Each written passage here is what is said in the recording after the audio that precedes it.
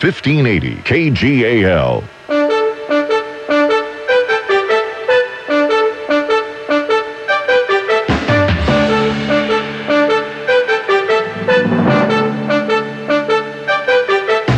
Mid-Valley High School baseball is on the air.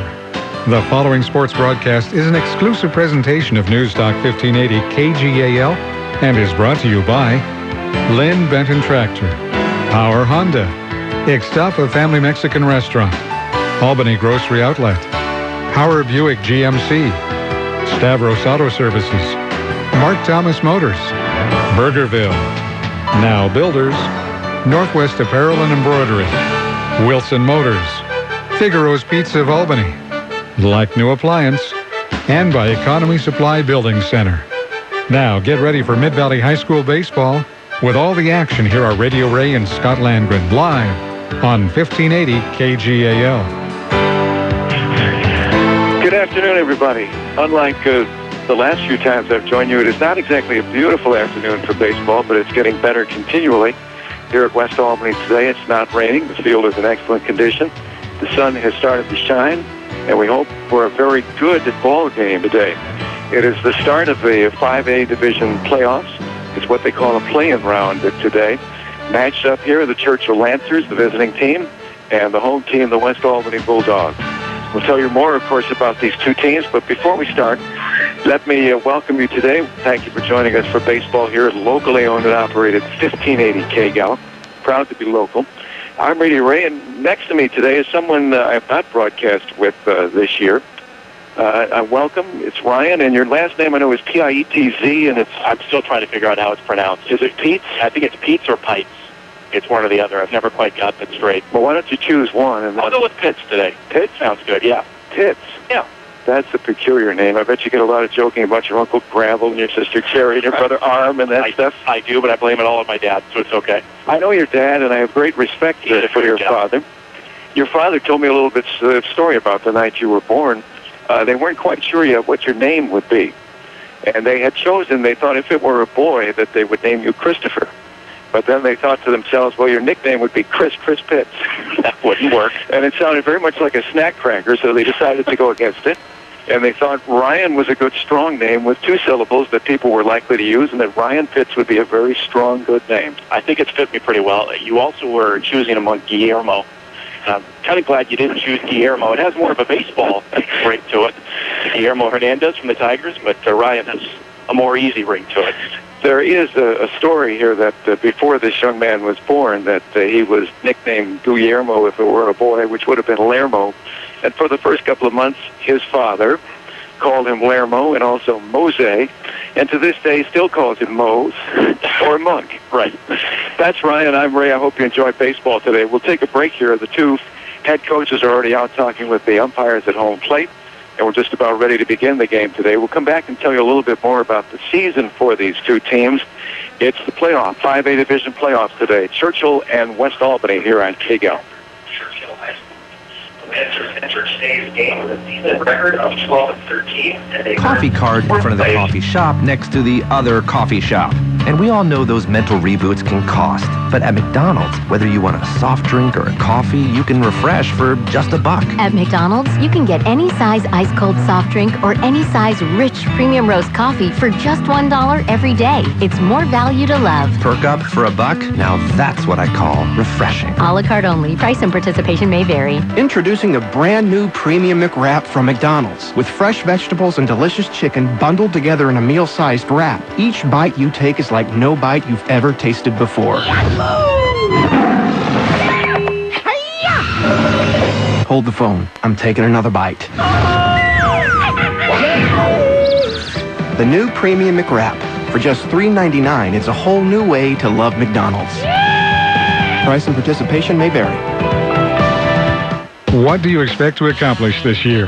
Whatever the task, it's easier with the top-selling subcompact tractor, the Kubota BX70 from Lynn Benton Tractor. And now during Kubota's Great Expectation sales event, you'll not only get a great deal on the BX70, you can expect great versatility, performance-matched implements, and great value. Raise your expectations with a new Kubota BX70 now with financing as low as 0% APR. There's a BX Series model for you at Lynn Benton Tractor on McLean Street in Silverton or on Highway 99E Tangent. At Power Honda's award-winning service department, their award-winning staff is there to provide excellent service in a timely manner. From their famous $15 oil changes to transmission replacements and other large jobs, they are dedicated to maintaining the highest levels of customer service. Every appointment includes a multi-point inspection and a complimentary car wash. Call Power Honda's service department today, 541-928-0122. Power Honda, Highway 20 in Albany, your Honda superstore. $15 oil changes for non-synthetic oil and Hondas only.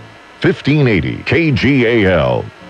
Welcome back here, West Albany High School, as they introduce both teams along the third base line, the Churchill Lancers and West Albany, which was wearing white today, all white. Churchill in their red shirts and gray trousers, just about ready to begin, and we're about ready to get our national anthem. Tell you quickly on the season, West with a record in the Mid-Willamette Conference of 13-5, tied for first place with three teams, Dallas, Crescent Valley, and Corvallis. They finished the season with a season record of 16-9. Churchill tied for fourth place in the Midwestern League with a record of 5-5. There are 6 teams in that league, 13-13 on the season. Now, it would appear that West certainly has the better record for the season, Ryan, but the playoffs can be very misleading. Baseball is kind of a different beast. When you get to the playoffs, a lot depends on that one starting dominant pitcher that you might have.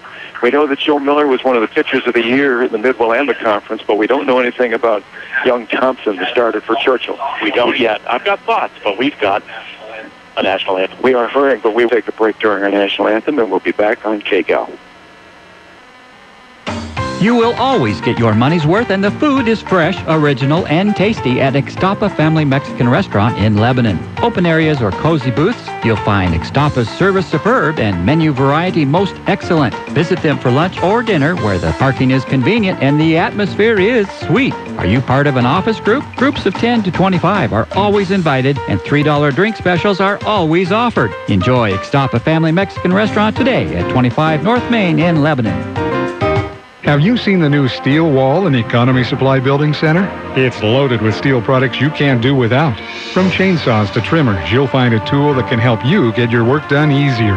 An example, Economy Supply has the new Steel FS40 CE trimmer. It's lightweight, fuel efficient, and Steel's easy-to-start system makes starting almost effortless. For a limited time, you'll save $30 off the regular price. Your new Mid-Valley home for steel is Economy Supply Building Center, where Highway 34 becomes Tangent Street, Lebanon.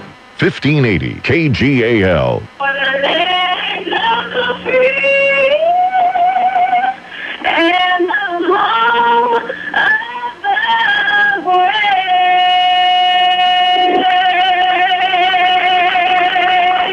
Wow. Very nicely done. Amazing. I say every broadcast, that's one of the toughest songs that there is to sing. By far. Your ability to hit those high notes really is unparalleled. Well, I tried. It was very nice. I've always thought that Francis Scott Key, as he watched the bombardment of Fort Henry, wanted people to feel his suffering. That's why he made the song so tough. Beautifully done by West Albany students. Well, the West Albany Bulldogs are about to take the field. We're talking about the variation in the record, the diversity in the records between the two teams. West certainly has the best record, but we don't know anything about the Midwestern Conference. Churchill finished 2 games behind Marist, a game behind second place Willamette and Springfield, who tied. They finished actually in a tie for fourth with North Eugene at 5-5. There was only 1 weak link in the league, and that was Marshfield at 1-9. But we don't know anything about the league, and it might be it was a very competitive, very strong league. It could be that every one of those teams is very good. It could be, and there's usually a team down in Eugene that's a power. It's been North Eugene for a while.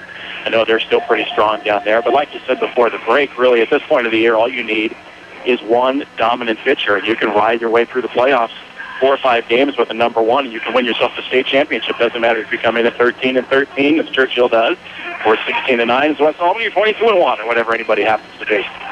Joe Miller is the starting pitcher for the Bulldogs. I mentioned that this week he received the honor of being one of the top pitchers in the conference. Luther Ellingson was another, and a pitcher, I believe, from Dallas was the third who were chosen all-league pitchers. So we know that Joe Miller had a very good season. We saw him earlier. He shut out Lebanon, was extremely effective in that game. Lebanon had kind of a down season, however. But you said, you hinted that maybe you knew a little bit about Jordan Thompson, the starting pitcher for Churchill. No, I don't know a thing about him. I would know more at this point of the season about Joe Miller. But this is my first opportunity to see either team play this year, my first chance to see West, and I'm just going off of records. So as a Bulldog supporter, I keep my fingers crossed for Joe. Well, there's also the OSAA rankings. That's how these teams happen to be here today. The OSAA ranks teams much like the BCS, and much like the BCS, there can be some reason to disagree with the ratings.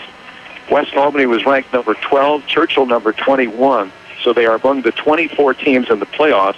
West being ranked higher gets the home game. A bouncer to the third baseman, Jackson Soto. He throws the first, and on one pitch, Andy Arruda is retired for Churchill, and Joe Miller has thrown one pitch, one out.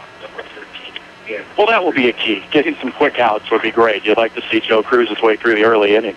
You will find, being new to this game, getting 27 outs without anybody reaching base is a very effective manner of winning the game.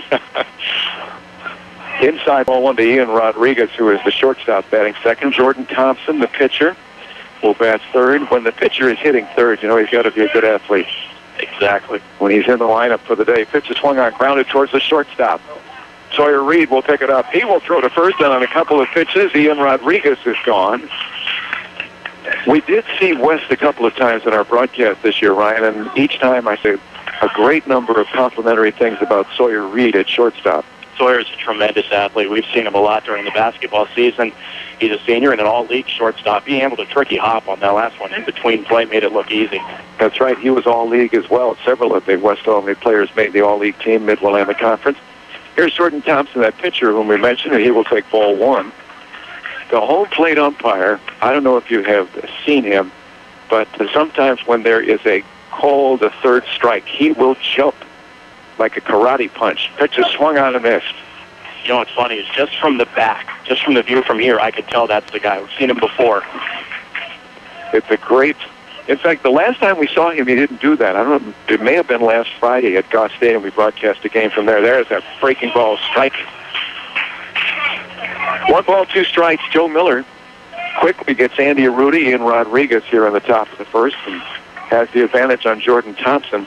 1 ball, 2 strikes gets a sign from his catcher, Austin Smith, and will throw. Swung on and missed, strike 3. What an inning for Joe Miller, who shows why he was one of the pitchers of the year in the Mid-Willamette Conference. 3 up, 3 down.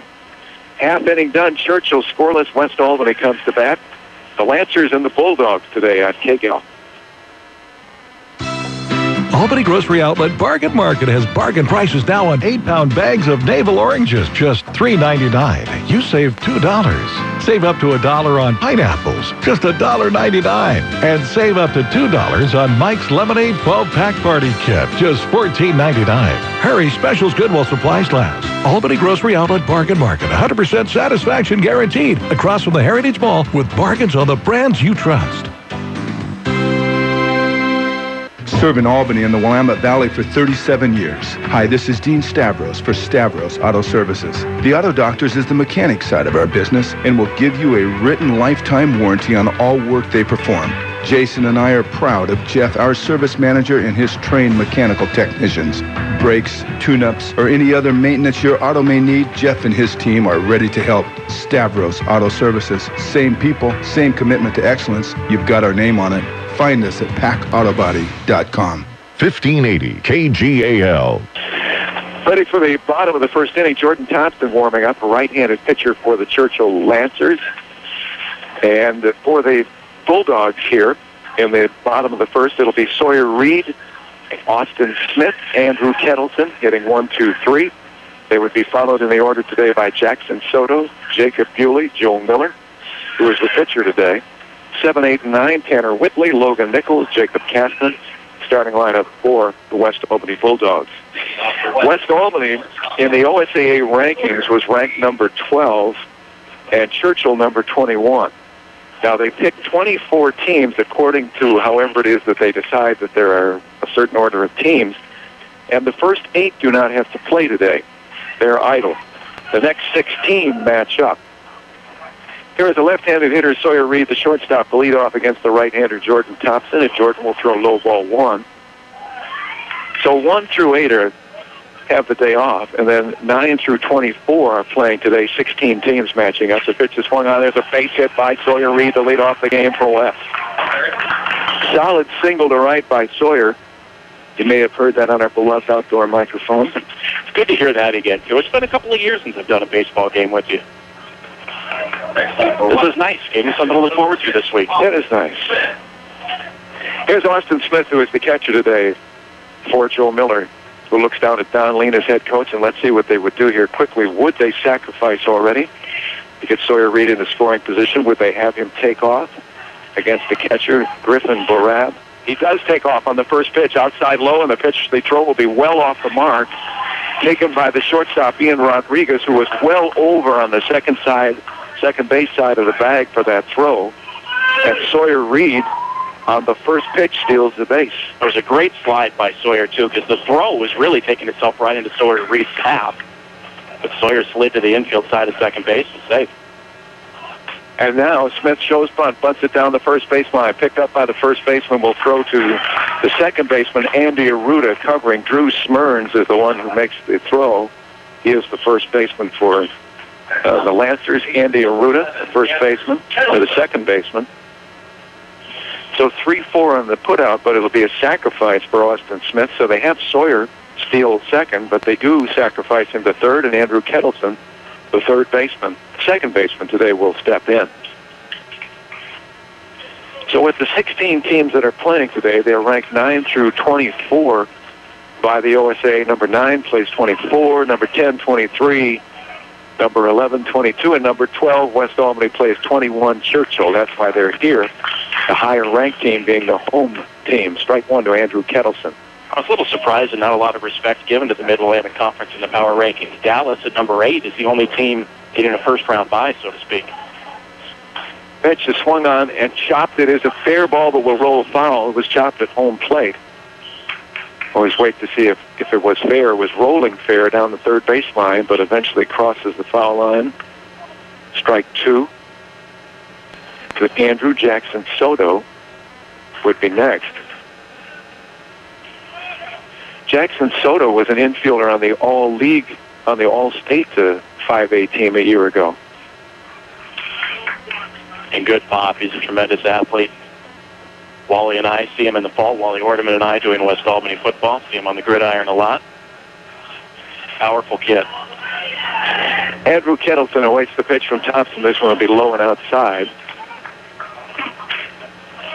Ball and 2 strikes to Andrew. Jackson Soto was on the first team All-League this year, which was announced just this past week. 1-2 pitch, breaking ball. Looked nice, but just broke out of the zone. Ball 2. West and Churchill, ironically, also matched up last year in the play-in round, with Churchill being the home team. The pitch was swung on and fouled back. Andrew got just a little bit of that pitch to stay alive. 2-2. But West won that game a year ago, 4-3, at Churchill's home field. And today the two teams match up in the first round once again. This time, of course, West the home team. 2 balls, 2 strike. Runners lead from third as the runner leads, and the pitch is fouled off. Still 2-2. Next Wednesday is when what they actually call the championship round. It always seems strange. I mean, this is the playoff. It's like the first round of the playoffs, but it's called a play-in. And then next Wednesday, they actually call the first round when they get to the 16, field of 16. The pitch is high for ball 3. 3-2. And I guess we're going to make a switch in our equipment here, as we were missing one of the pieces from the first bit of equipment we would use today. Jordan Thompson will look Sawyer Reed back to third. Sawyer singled to start the inning, sacrificed by Austin Smith. He stole second, sacrificed to third by Austin. Pitches low, ball 4. So Thompson ahead of Andrew Kettleson, 0-2. Kettleson waits him out, gets the base on balls. Runners at first and third for Jackson Soto.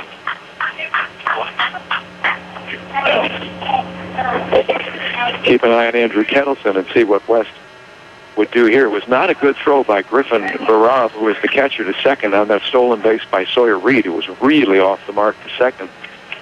See if they would send Andrew Kettleson with runners at the corner. First and third, one out. And the Lancers think that way as they throw to first. The wind is always brisk here. Early this afternoon, it was really blowing down by the Cheshire Mansion. And that flag is pretty brisk, blowing out. And again, Thompson looks the runners back. Sawyer Reed to third, Andrew Kettleson to first. Jackson Soto, left-handed hitter, still awaits the first pitch. Thompson will deliver it. It's swung on and a pop-up. Could be playable. Chasing it down the third baseline and making the play as the pitcher, Jordan Thompson, who collided slightly with his catcher, Griffin Barab, and knocked Barab to the ground, but held on for the first out. Made that the second out of the innings. Smith sacrificed, 2 gone. So Jackson Soto certainly did not connect with that ball. Foul down the third baseline. Thompson rushing off the mound makes the catch in foul territory. 2 gone. And Jacob Bewley will try to deliver a run for the Bulldogs in the first inning. Goes without saying, but a huge out recorded by Thompson to get the cleanup hitter. And a guy you mentioned was an all-state player a year ago on a foul pop. Sawyer Reed not able to go anywhere from third. Now it's going to take a 2-out hit to get him home. Jacob Bewley, right-handed hitter, will stand in. Still runners at the corner, first and third, with 2 outs. Would they take a chance and start Andrew Kettleson? He gets the lead at first. He does not go, and the pitch is low and in the dirt, and a good block by Griffin Barab. Defensively, for the Lancers, Derek Hogate is their third baseman. Ian Rodriguez at short. Andy Arruda is the second baseman. Drew Smyrns, first baseman. Griffin Barab, the catcher for Jordan Thompson. The outfield left to right, Justin Kearney, Hank Forrest, and Andrew Prio. 1 ball, no strikes. The pitch will be swung on and missed. Jacob Bewley. Joe Miller would be next. Bottom of the first inning just starting today here. Keep in mind, 7-inning games for high school baseball. Churchill retired 1-2-3 on the top of the first by Miller's pitch is swung on and missed. And heading down to second and diving in with a rather strange stolen base, was almost leisurely heading to second base. There was no contact on the ball. It was missed, not a good pitch. I don't know if Jacob Bewley was covering for Kettleson, whether they intended him to steal, but that was not a good pitch to swing at. 1 ball, 2 strikes. The 1-2 pitch is swung on and missed, strike 3. So Jacob Bewley is out on strikes. The first strikeout for Thompson, and a big one as he strands runners at first and third for West here on the bottom of the first. No runs, a hit. No errors, a couple left. We have finished 1 inning. We're scoreless. The Lancers and the Bulldogs matching up today on KGAL. If your washer, dryer, stove, or fridge are stone cold dead, then who are you going to call? Like New Appliance at 541-259 at 1131, of course. You see, Like New Appliance is a Mid-Valley's premier recycler, creating like new appliances from your abandoned, lifeless metal rejects. Do your recycling part. Ask for a free discarded appliance pickup today by calling 259 at 1131. That's 541-259 at 1131 for Like New Appliance. When it comes to the most experience, best warranty, best fuel economy, and best service, Mark Thomas Motors is the best. The last standing, locally 4th-generation family-owned new car dealer in Albany, with 3 locations featuring GMC Buick, Chrysler Dodge Jeep, and Hyundai's North American Car of the Year, Elantra, and a new Veloster and Sonata. Support your community by buying your new or certified pre-owned car or truck now at Mark Thomas Motors, Sandy M Highway in Albany. Shop online at markthomasmotors.com. Mark Thomas Motors, buy, pay more. 1580 KGAL. Top of the second inning. It's an interesting day here. The sun is out here at West Albany High School, but it also looks really threatening. If you look at some extensive clouds that are out in front of us, they are dark and they are big. Strike one thrown by Joe Miller to Hank Forrest, the center fielder for Churchill, who will lead off here in the second. Hank Forrest, the center fielders, Scotty Strickland, the DH, and Derek Holgate, the third baseman, swung on. There's a base hit by a diving Jackson Soto down the left field line. Jacob Hewley over quickly to pick it up and hold Hank Forrest to a single. After retiring the first three batters in the first inning quite easily, Hank Forrest leads off the second with a base hit. Joe Miller, ironically, is kind of lucky that ball wasn't hit any harder. It was sort of a slow line drive past Soto. If that ball's hit harder, it gets further down the left field line, and Forrest probably gets himself a double. So what do you do here, Coach? Do you send the runner? Always interesting to see what they think of the opposing catcher, Austin Smith, in this case for the Bulldogs. Throw to first, runner dives back. Joe Miller having the same thoughts that you are. Sawyer Reed led off the game with a single, immediately stole second on the very first pitch. Runner leads, does not go, and the pitch is popped up. Infield pop, calling for it, second baseman Andrew Kettleson, and he will put it away one-handed. A little indifference there with that one hand. Back in the 1950s, you had to put both hands on the ball, or they would bring you to the bench. Apparently, Connie Mack is not managing West Albany. Though Don Lean is, he's the second longest tenured coach in the Mid-Willamette Conference. Been here since '99. So Scotty Strickland, the DH, will pop up to the second baseman, Andrew Kettleson, and the first pitch to Derek Holgate is a beautiful breaking ball. Catches him on the outside corner, strike one. Right-handed hitter, Derek. Runner still leads from first, Hank Forrest.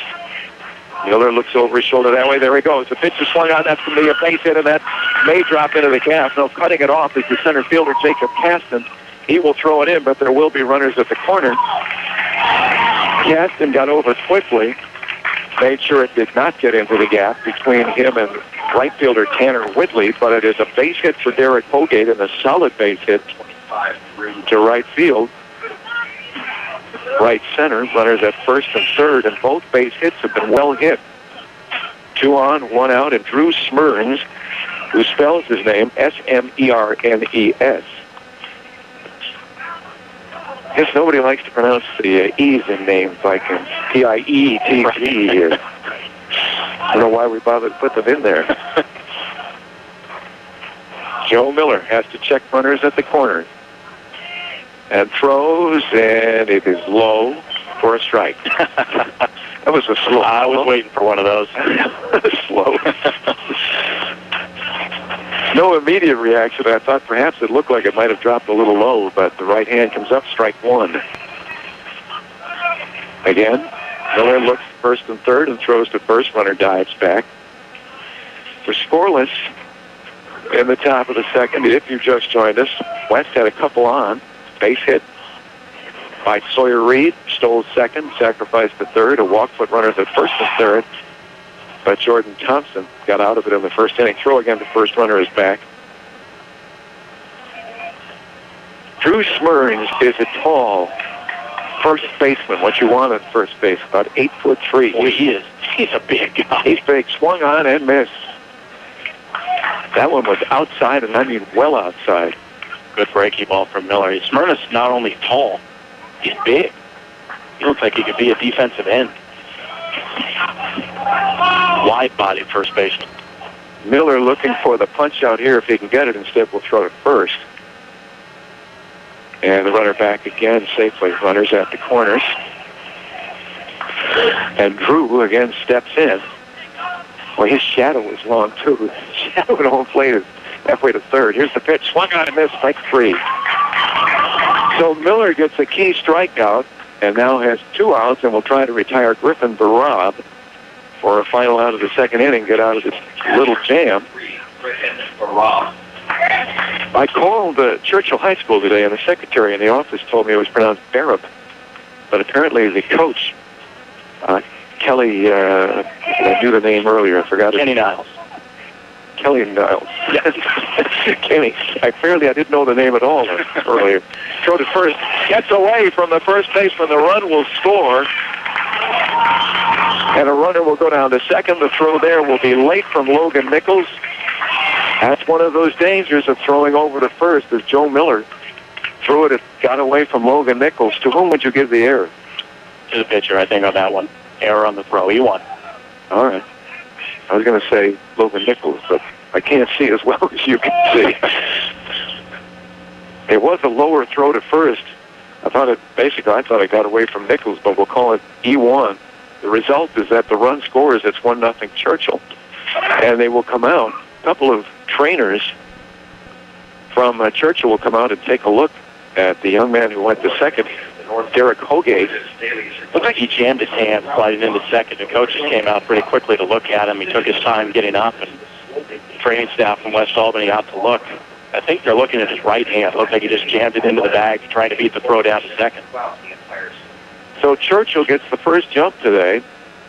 We'll see if this run is unearned. Would not be if Griffin Barab follows with a base hit. But the secretary at the school told me, and she seemed knowledgeable, she said it was Arab. The coach said Barab. I find a lot of times in getting the lineups and asking people the pronunciation of some of the players that they don't really know. It's true. Maybe the coach was just trying to mess with us. Maybe he's trying to throw us off. The secretary's being honest. We'll never know. We're going with Barab. That they call him Griffin all the time, or Griff, and right. He never really has to use the last name. Right. But he stands in, right-handed hitter. Boy, he is diminutive compared to Drew Smyrns, who just batted and hit this one. Will hit him in the back. Big enough to be struck by the pitch. A broad enough back to be hit right in the smack in the middle of the bat. In the back, hit by a pitch. Runners at first and second. And Joe Miller, who got through the first inning in true easy style, has labored a bit here, giving up a couple of solid base hits. Has hit a batter, still runners at first and second, 1 run home. And the pitch to Andrew Prio will be a strike. 9th hitter in the order. We go back to the top of the order, Andy Arruda, if Prio were to reach. An interesting name, Andrew Prio, P-R-I-A-U-L-X. Like maybe Prio, it's Prio. 0-1, right-handed hitter. Runners lead. Clouds darken. The pitch. Swung on and hit slowly. Nice grab by the pitcher Miller, and the throw to first got him. It might have been a tough play because it was not well hit. It was basically just tapped by Barab, who reached out just to stroke that ball. But a nice backhand by Joe Miller kept that ball from going towards shortstop, and what would have been a tough play for Sawyer Reed. So he throws out Barab for the final out of the inning. The run will be unearned, but a run on 2 hits, a couple left. We have finished an inning and a half. 1-0 Churchill on KGAL.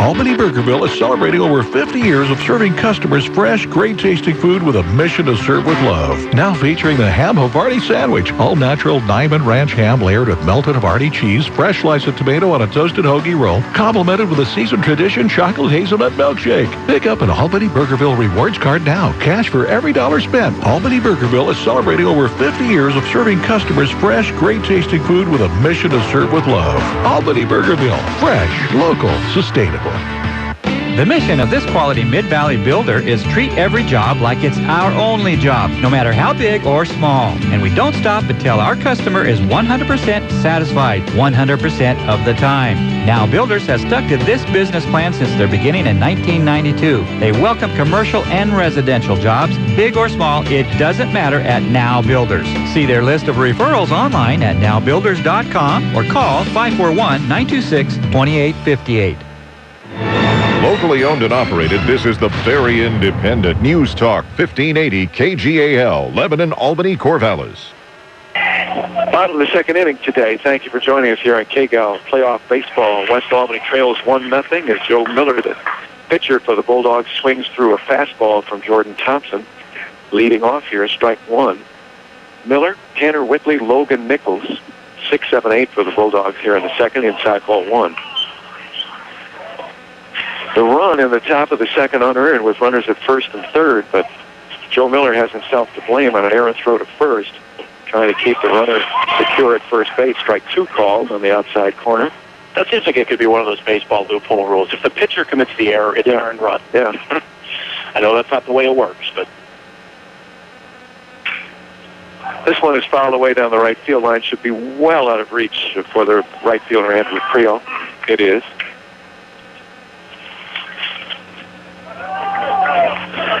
Those clouds that I mentioned that were off to my left, whatever direction that is, 104. I think that's north. Is that north? Be northeast. Okay. They appeared to be stable over there and moving the other way. Instead, they have moved our way, and they now cover the field. That beautiful sunshine is gone. Reaches out and hits this one down the right field line. Joe Miller, just a couple of soft line drives down right field. Looks like he's just trying to punch it into right field for the base hit.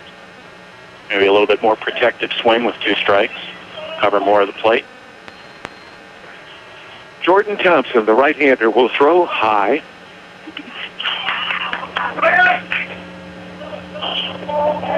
Two balls and 2 strikes to Miller.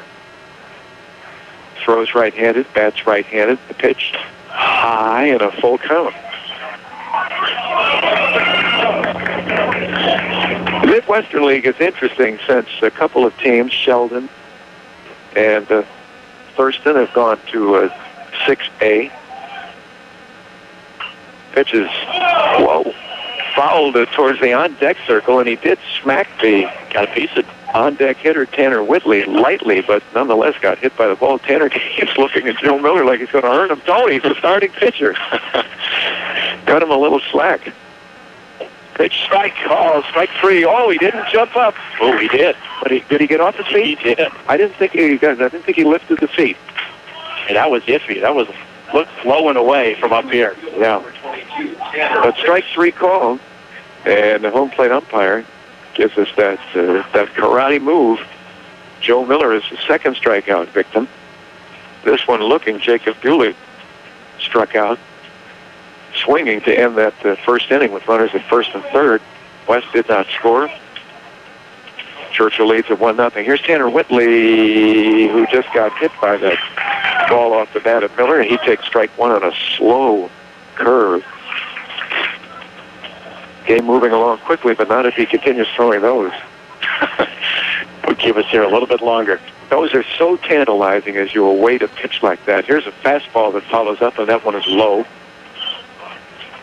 Well, it's tough as a batter because your instinct out of the hand is to give up on it. It looks like it's going to the backstop, and all of a sudden, about halfway there, you pick up the spin and realize, uh-oh. It's too late by then. Logan Nichols awaits on deck as Tanner swings, and he hits this one hard towards the gap in left center field. That's one is going to go to the fence. On his way to second, here comes the throw, and he will go in without a stride, and Tanner Whitley doubles. A well-hit ball. Made it out to the fence just to the left of the 355-foot sign that accompanies the center field wall. 2 base hits to left center for Tanner Whitley. He stands on second, 1 out. Logan Nichols will try to tie this game if he can. Looks down at Don Lean. Don calls out something to Tanner Whitley at second. Maybe just good job. Jordan Thompson looks back to second and will turn and simply scare Whitley back to second. West last year beating Churchill in the play-in game 4-3, as I mentioned, at their place, and then they lost the next game to Sherwood 8-4. Pitch is swung on, and this one is hit towards the dugout down there. But that one hits the fence. There is a protective fence. That one was sharply hit. You wouldn't want to be struck by that one. Members of the coaching staff down there running for cover. It did hit the fence, but it gave him a little bit of a scare. Oh, it just missed the outside corner.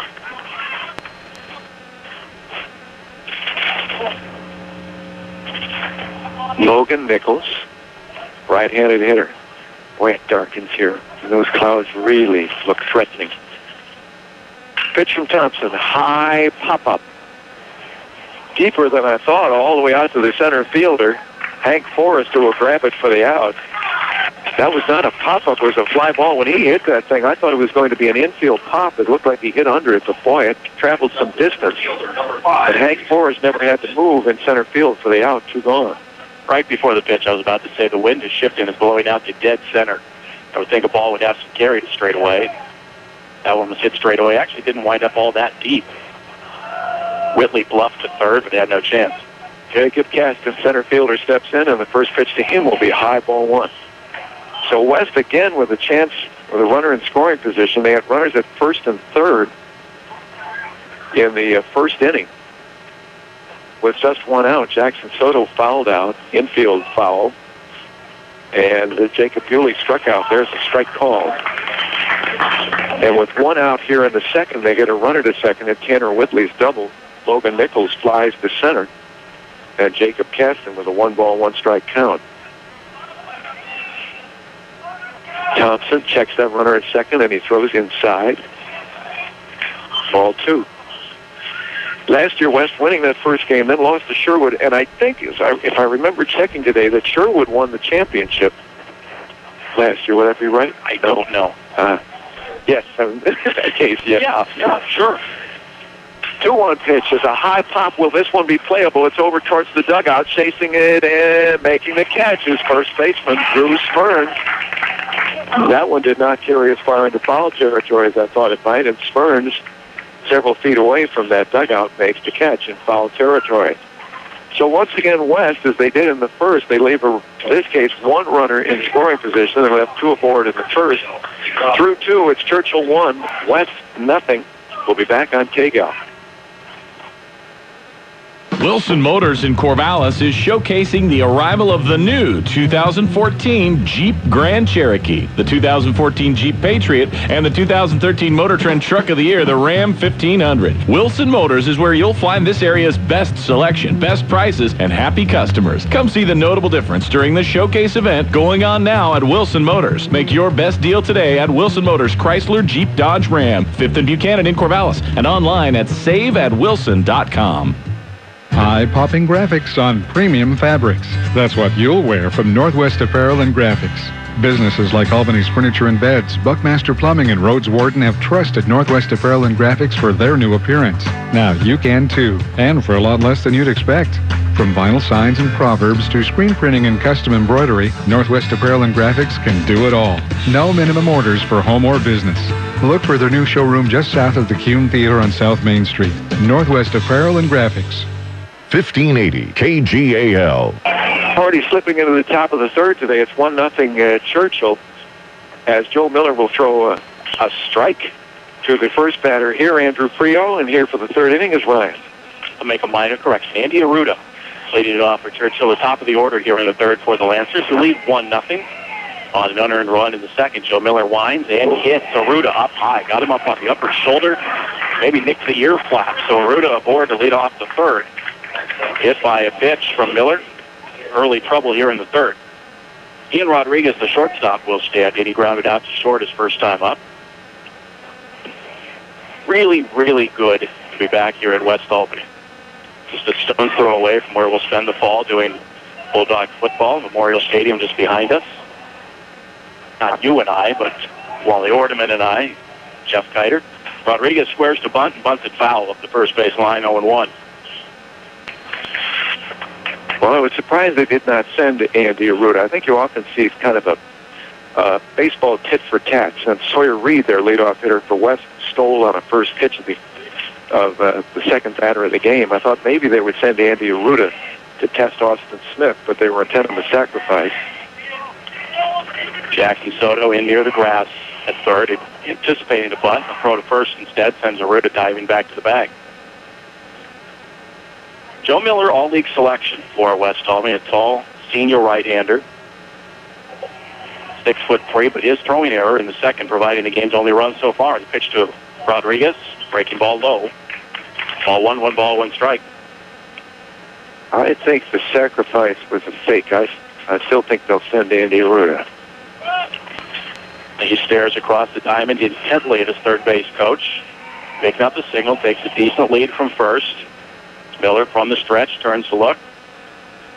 Squares and delivers to Rodriguez. Nobody going to pitch a strike on the outside corner. 1-2 strikes on Ian Rodriguez. Jordan Thompson to follow here in the Churchill third. They lead 1-0. He's not showing any signs of going. He's bluffing. He's going to do it. See if he goes on the 1-2. Miller ready. There he does go. The pitch is swung on and popped up. Shallow center. Coming in for it is Caston. He'll call and make the catch. Not too far behind second base, and Aruda goes scrambling back to first. One down in the Churchill third. Rodriguez retired on a fly ball to shallow center. Well, with 2 strikes, the sacrifice was out of order. It was easy to think that they would send him with 2 strikes on the hitter Rodriguez. And now we will see what is up. Jordan Thompson comes to the plate. He struck out swinging his first time up. Joe Miller worked a very nifty 1-2-3 first, threw to 6 pitches. Got himself in some trouble in the second. Gave up a run to pitch to Thompson, breaking ball low. Dug out by Smith to keep Aruda at the bag at first. 1 ball, no strikes on Thompson. Churchill with the red tops, blue trim, gray pants. He had the stirrup socks, alternating blue, red, and white. Throw to first again low. But dug out over there by Nichols. Andy Aruda, the runner at first, 1 out, top of the third. 1-0 Churchill. Jordan Thompson awaiting the 1-0 pitch from Miller. He delivers outside, ball 2. 2 balls, no strikes. We had a guest on our From the Sidelines program today, Jerry Howard, who is promotional man with the Salem Kaiser Volcanoes, an older gentleman, really nice man, good baseball man. He likes this look that Churchill has. He says he does not like the look of baseball pants down to the shoes. Pitch is swung on and lined to right. It's going to be right at Tanner Whitley. Aruda broke to second, and the throw to first will double him off from the second base umpire. Aruda strained too far off of first on a line drive to right. Tanner Whitley's throw to first low, but dug out by Nichols. 9-3 on the double play, and the inning is over. No runs, no hits, no errors, nobody left. To the bottom of the third we go. Churchill 1, West Albany 0 on KGAL. Figaro's Pizza in Albany is celebrating spring with a large Mexican Fiesta Supreme. Now just $14.99, $15.99 baked. Smothered with beef, olives, onions, taco chips, and diced tomatoes. Laid over their picante bean sauce. Served with sour cream and jalapenos on the side. The Mexican Fiesta Supreme on sale now at the Albany Figaro's in front of Fred Meyer. Call 541-924-9303. This is Rich Abers, Service Manager at Power Buick GMC, and I'm here to tell you that not only is Power Buick GMC the #1 local dealership to purchase a new or used vehicle, we are your General Motors service headquarters. Our GM-trained and ASE-certified technicians service Buick, Cadillac, Chevrolet, GMC, Hummer, Pontiac, Oldsmobile, and Saturn vehicles. In or out of warranty. Extended warranties, no problem. Cars not GM built, no problem. Call Power today at 541-757-1415 on the corner of 5th and Buchanan in Corvallis. 1580 KGAL. On to the home half of the third. The Churchill leading West Albany 1-0 here in the play-in round of the 5A state playoffs. Ryan Pitts, Radio Ray here this afternoon at West Albany High School. Sawyer Reed will stand in top of the Bulldogs order here in the bottom of the third. Opportune time to say some hellos as requested by Sawyer to his brother Spencer in Chicago. The pitch is swung on and popped up on the left field side. Raising over for it, the shortstop Rodriguez. He'll put it away, and Reed retired on 1 pitch. So apparently he doesn't want me to say hello to all his brothers in one shout. We'll wait for the rest. You know, that double play to end the last inning was questionable. I thought maybe Kenny Niles might come out and argue with. The throw from the right fielder Tanner Whitley bounced to the first baseman Logan Nichols. It almost looked like it threw him off the bag. Austin Smith, first pitch swinging right back to Thompson. He'll drive to the bag and underhand it to Smyrn for the out. 2 pitches, 2 outs here on the bottom of the third for West Albany. Wow. Down to second base at number 7, Andrew. But it looked like it might have drawn the Nichols off the bag on the throw. And there was a hesitation, and the first base umpire standing right there apparently did not wish to make the call and looked to the second base umpire. That's why there was a bit of a delay before the call was made. Breaking ball to Kettleson for strike 1. Andrew, I'm sure, being implored not to swing at the first pitch, not allowing Thompson a 3-pitch inning. The 0-1 swung on, grounded to second. Up with it is Aruda on to first, and a 4-pitch inning for Jordan Thompson here in the bottom of the third. Through 3 very quickly from West Albany High School. It's Churchill 1, West Albany 0 on 1580 KGAL. H&R Block tax professionals are ready to take another look at your TurboTax return to see what you may have missed. Let us tell you for free if you left any money on the table. Start by visiting hrblock.com/anotherlook or call 1-800-HR-BLOCK to make an appointment. Fees apply for amended returns. Only some software users make errors, and not every error results in a larger refund at participating locations. Hi, this is Joyce at your local H&R Block office in Albany, Corvallis, and Lebanon. We live and breathe taxes. Let us find you every deduction and credit you deserve. Farming is fun, especially when you have a tractor like the all-new Kubota Grand L40 from Lynn Benton Tractor. Choose from 8 new models, all with Kubota's powerful, fuel-efficient diesel engines and a choice of 3 productive transmissions, including the all-new innovative HST Plus. See how the Grand L40 can improve your acreage. Check one out at Lynn Benton Tractor's new location on McLean Street in Silverton, and as always along Highway 99E Tangent. Lynn Benton Tractor. 1580 KGAL. Breezing through 3 as the breeze picks up here at West Albany. 1-0 Churchill. Playing round to the 5A state playoffs. Radio Ray alluded to earlier in the game, the top 8 teams in 5A all earned a first-round bye. Teams 9 through 24 played to meet the teams seeded 1 through 8 in what is officially the state playoffs. Joe Miller works and pitches fouled away down the right field side by Hank Forrest. Cleanup hitter for Churchill leading off here in the 4th.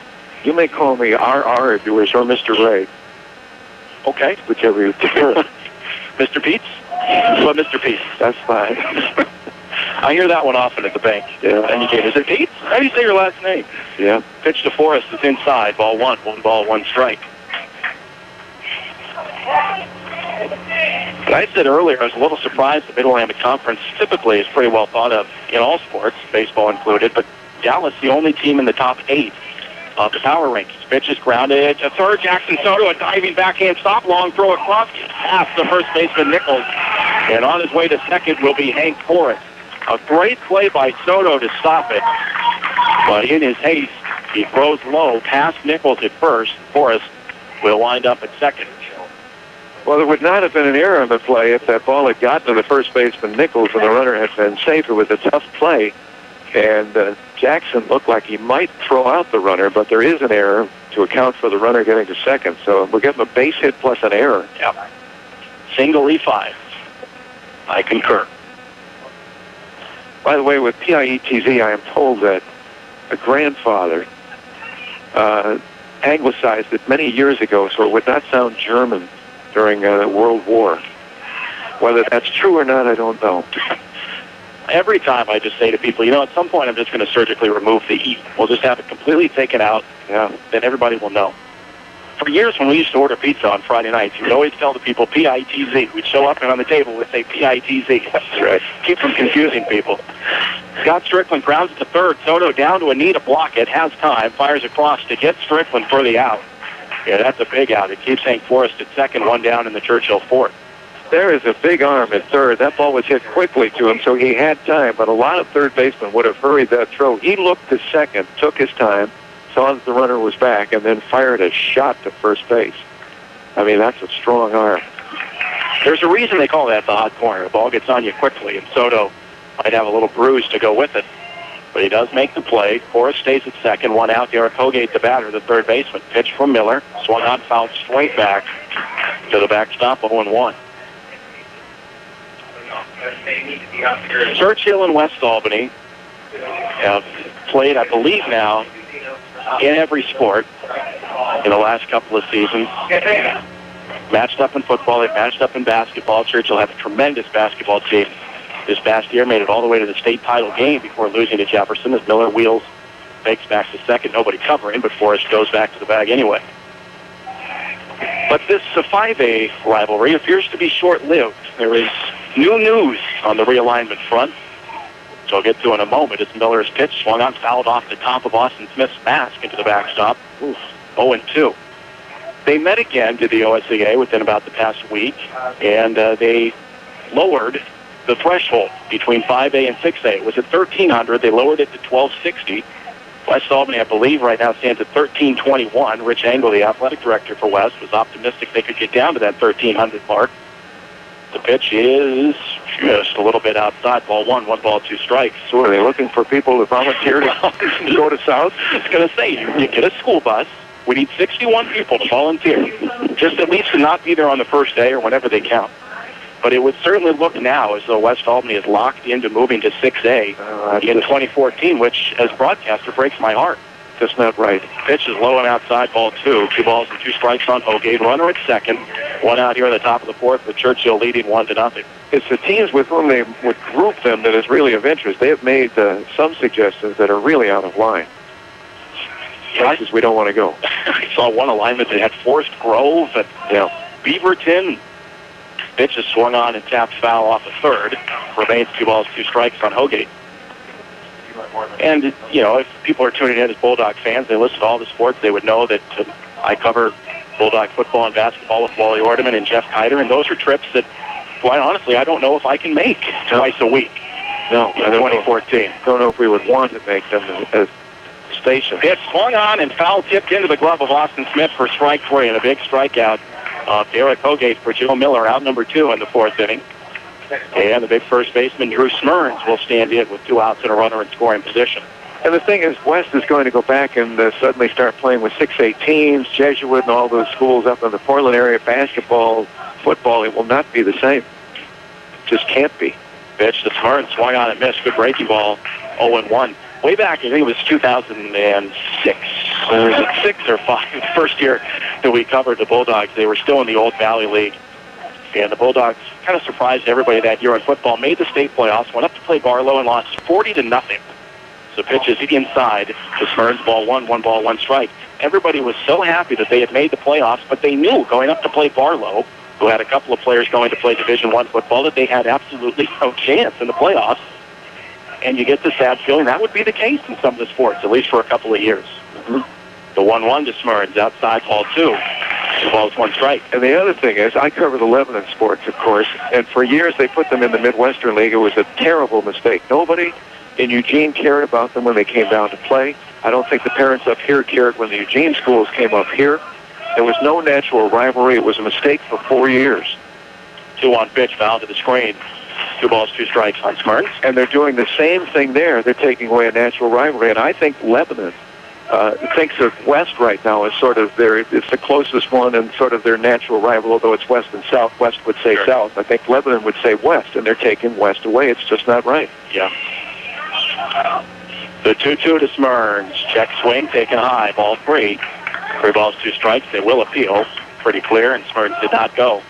And there is the West-South rivalry, which is a natural one that disappears. And it's not that West is that powerful or dominating the 5A in the sports. There is little reason to move them. Sure, they've had the 2 state championships in football, and they made the state tournament this past year in basketball. They've been very, very good in baseball.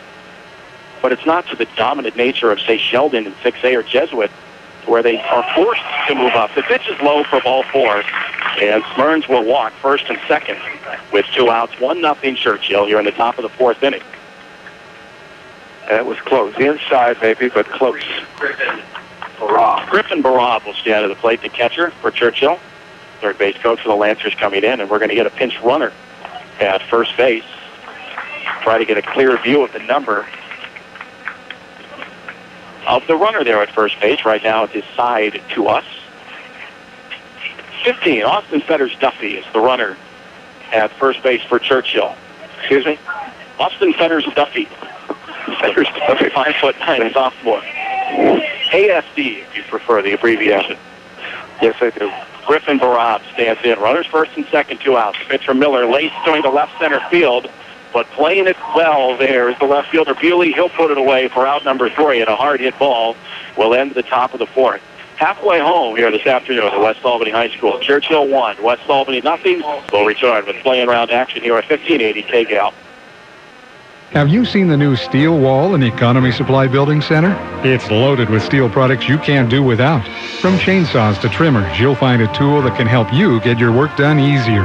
An example, Economy Supply has the new Steel FS40 CE trimmer. It's lightweight, fuel efficient, and Steel's easy-to-start system makes starting almost effortless. For a limited time, you'll save $30 off the regular price. Your new Mid-Valley home for steel is Economy Supply Building Center, where Highway 34 becomes Tangent Street, Lebanon. At Power Honda's award-winning service department, their award-winning staff is there to provide excellent service in a timely manner. From their famous $15 oil changes to transmission replacements and other large jobs, they are dedicated to maintaining the highest levels of customer service. Every appointment includes a multi-point inspection and a complimentary car wash. Call Power Honda's service department today, 541-928-0122. Power Honda, Highway 20 in Albany, your Honda Superstore. $15 oil change is for non-synthetic oil and Hondas only.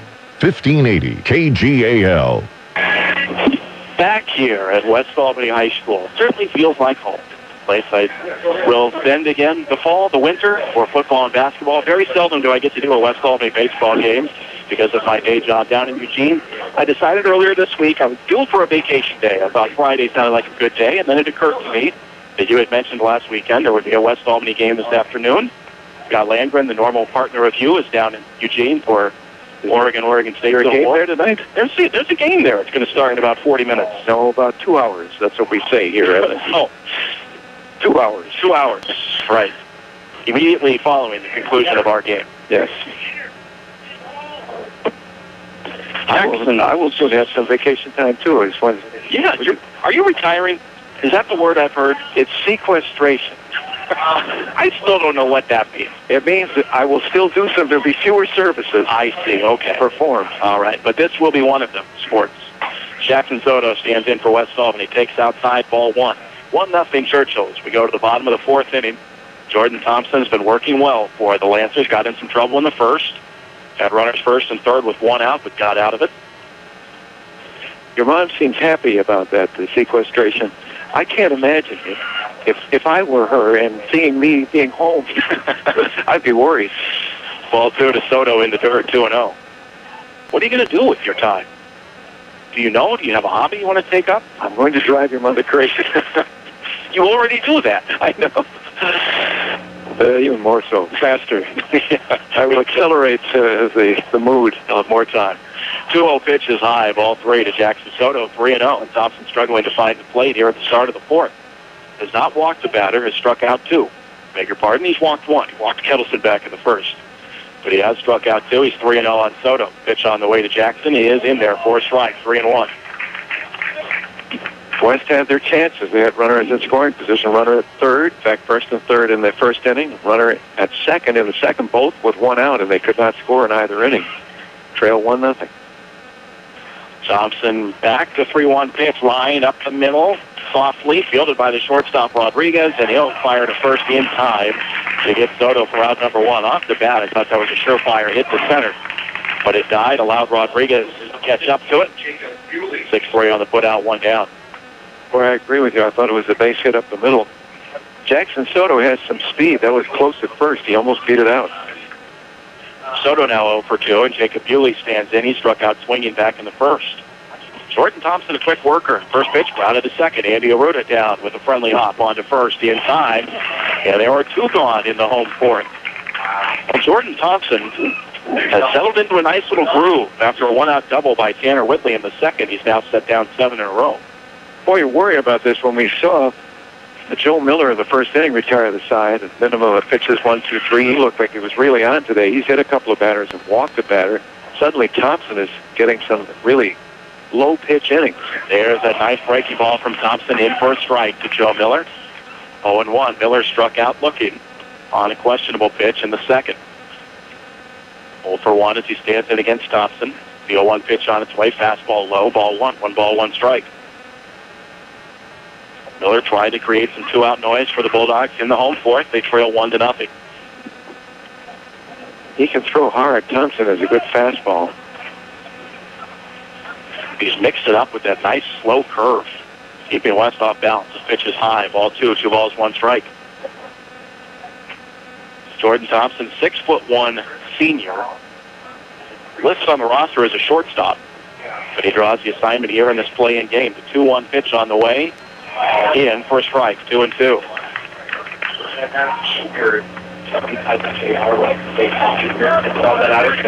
Thompson working from the line. Back ready with the 2-2 pitch on the way to Miller. Breaking ball in the dirt. Ball 3. 3 balls and 2 strikes. In a 7-inning game, by the fourth you can start to count outs. And West Albany would certainly take a 2-out base runner here. Yeah. Home plate umpire questioning, I think, the Bulldog dugout. Make sure of the count. It is 3-2. Or maybe somebody in the Bulldog dugout is questioning the count. Miller, ready for the payoff pitch. Low ball 4. It skips in. Second walk issued by Jordan Thompson. Miller aboard with 2 outs. And Tanner Whitley, who hit a solid double to left center, his first time up, will stand in.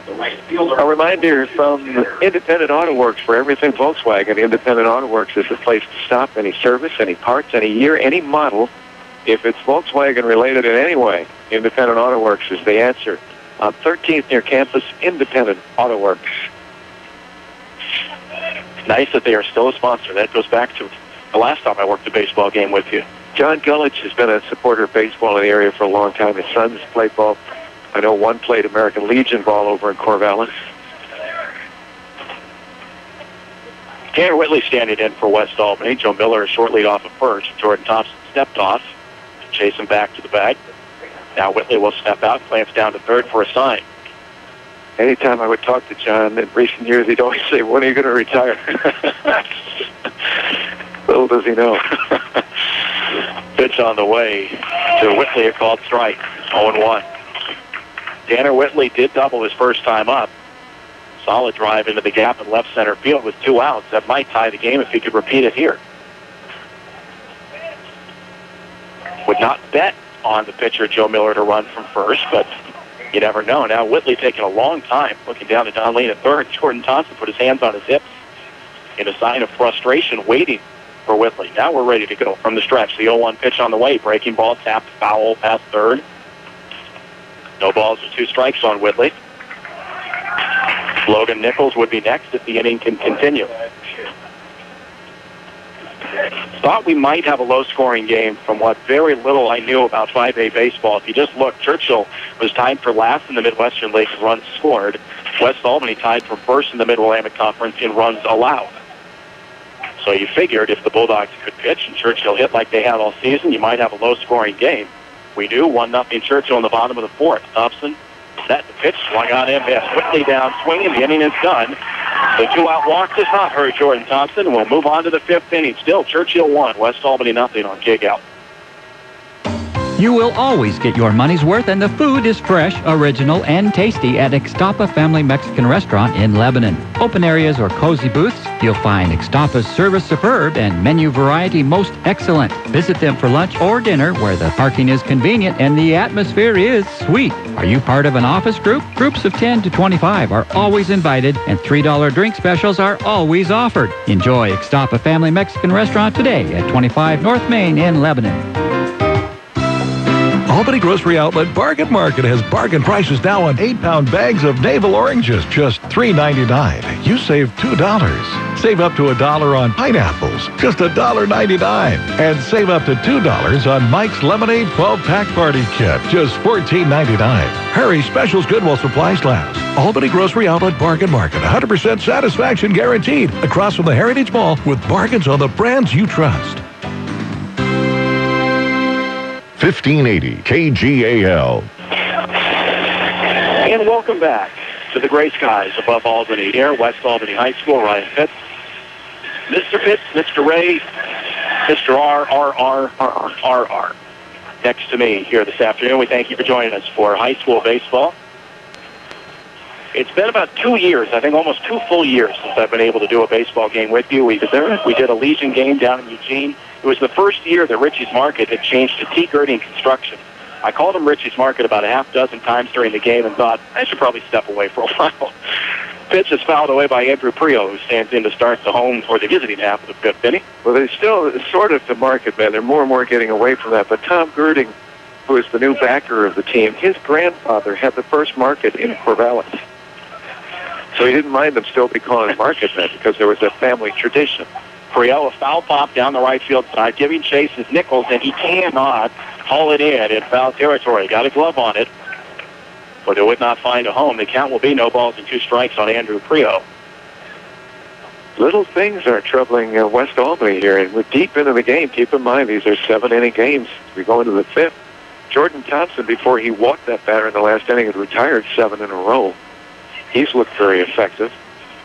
Little mistakes by, and West has put them in trouble. The one run today unearned on an errant throw to first by pitcher Joe Miller. 0-2 on Prio. The pitch from Miller high for ball one. 1 ball and 2 strikes. Prio retired on a comebacker to Miller his first time up. 0-1. He's the number 9 hitter. To be followed by Andy Arruda and Ian Rodriguez. Top of the Churchill order once it turns over. The 1-2 pitch to Prio. Swung on and missed. He went around. Pitch in the dirt. Smith will fire to first, and it is in plenty of time to complete the strikeout. 1 gone in the 5th inning. Andy Arruda, the second baseman, will stand in. He's grounded to third. He's been hit by a pitch. So 0-1 on the afternoon. 4th strikeout today for Joe Miller. Aside from that throwing error in the second inning, it's been a stalemate here. Pitch inside to Arruda for ball 1. 1 ball, no strikes, but Miller did get himself in some trouble in that second inning. He gave up a leadoff hit to Hank Forrest. Derek Hoge to hit 1 single 1 out later. After a strikeout of Drew Smyrns, an errant pickoff toss to first scored the game's only run so far. Pitch a strike. A low strike on the outside corner to Arruda. 1 ball, 1 strike. A couple of years ago, West in a playoff game played, I believe it was Sherwood. They lost 1-0 on a bases-loaded walk. Pitch is outside, ball 2. 2 balls, 1 strike. Game started by Taylor Berner, if I'm not mistaken. That's right. A 3-2 pitch, and I had the place from which I was calling that game, I could see home plate. It looked like strike 3. It was called ball 4, wound up the only run of the game. Pitch missed low, evidently. Ball 3, 3 balls, 1 strike. Certainly over the plate, but must have been below the knees of Andy Arruda. Miller finds himself in a hole, 3-1, 1 out, top of the 5th, 1-0. Churchill with the lead. Miller the wind to pitch, swung on and fouled down the right field line, out of play. Full count now on Arruda. And this you would have to check, but I think that Taylor Berner might have thrown a 1-hitter in that game. Now, that certainly could be wrong. I think he did, and there were a handful of Bulldog errors, something like 4 errors in that game. Semifinals 2 years ago. 3-2 pitch on the way to Arruda. Low, ball 4, and a 1-out walk. Gives Churchill something going here in the 5th inning. Ian Rodriguez will stand in, number 2 hitter. 0 for 2, a ground out to short, a fly out to center. Joe Miller takes off the cap, wipes what perspiration there is off the forehead, now ready to go, as he'll work from the stretch with 1 out runner at first. 1-0 Churchill, top of the 5th. Ian Rodriguez, right-handed hitting shortstop, stands in. Miller peers to first, decently by Arruda, not going. The pitch is outside, ball 1. The walk to Arruda, the second for Joe Miller in the game. He has hit 2 batters, however. One of them being Arruda. It's his second time at first base. And now Austin Smith will go out, and Sean Stinson will come out to chat. Pitching coach for West Albany. As they do, a reminder from Town & Country Realty, the Mid-Valley's number 1 real estate firm. For every multiple listing in the Willamette Valley, check their website, cncrealty.com. Town & Country Realty, real people providing real service. That is good. Maybe rap music is my future. I've been going down to Walmart on Wednesdays and memorizing the contents of the aisles so I can be a greeter, because I think I can do more than the average person. I can do time, temperature, sports scores, tell people what aisle products they're in. With the internet now, all you have to do is find a niche, let it go viral, and be an even bigger star than you already are. 1-0 on Ian Rodriguez. The pitch is a called strike. 1-1. Pretty brief meeting out there on the mound. Austin Smith came out. Sean Stinson, Bulldog coach, came out to join the discussion. Certain times during the game, I don't know if you pick up something mechanically soft with Miller. It's very soft throw to first here. Arruda still dives back to the bag. This is an unusual sight. If you look at that flag straight away from us in center field, it's quiet. Barely moving. Eerily quiet. The 1-1 to Rodriguez. Up high. Ball 2. 2 balls, 1 strike. Done several games from this ballpark. I still don't believe that I've done a West Albany game. If I have, it's been several years. But where the old Mid-Valley Rockets played this ballpark, we did a lot of games from here.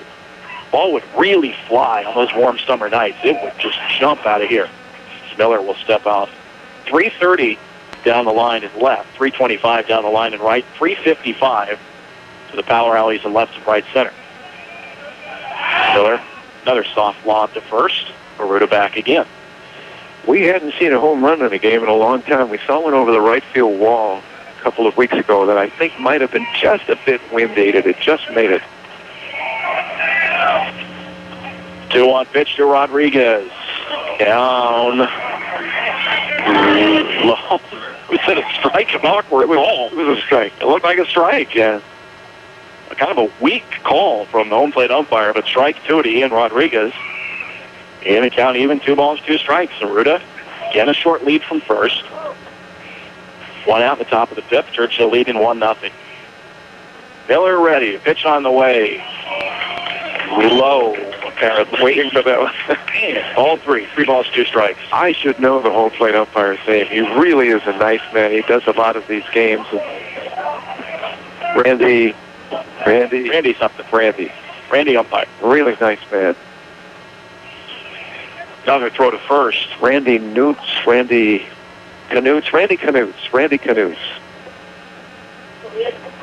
What is your name again, young man?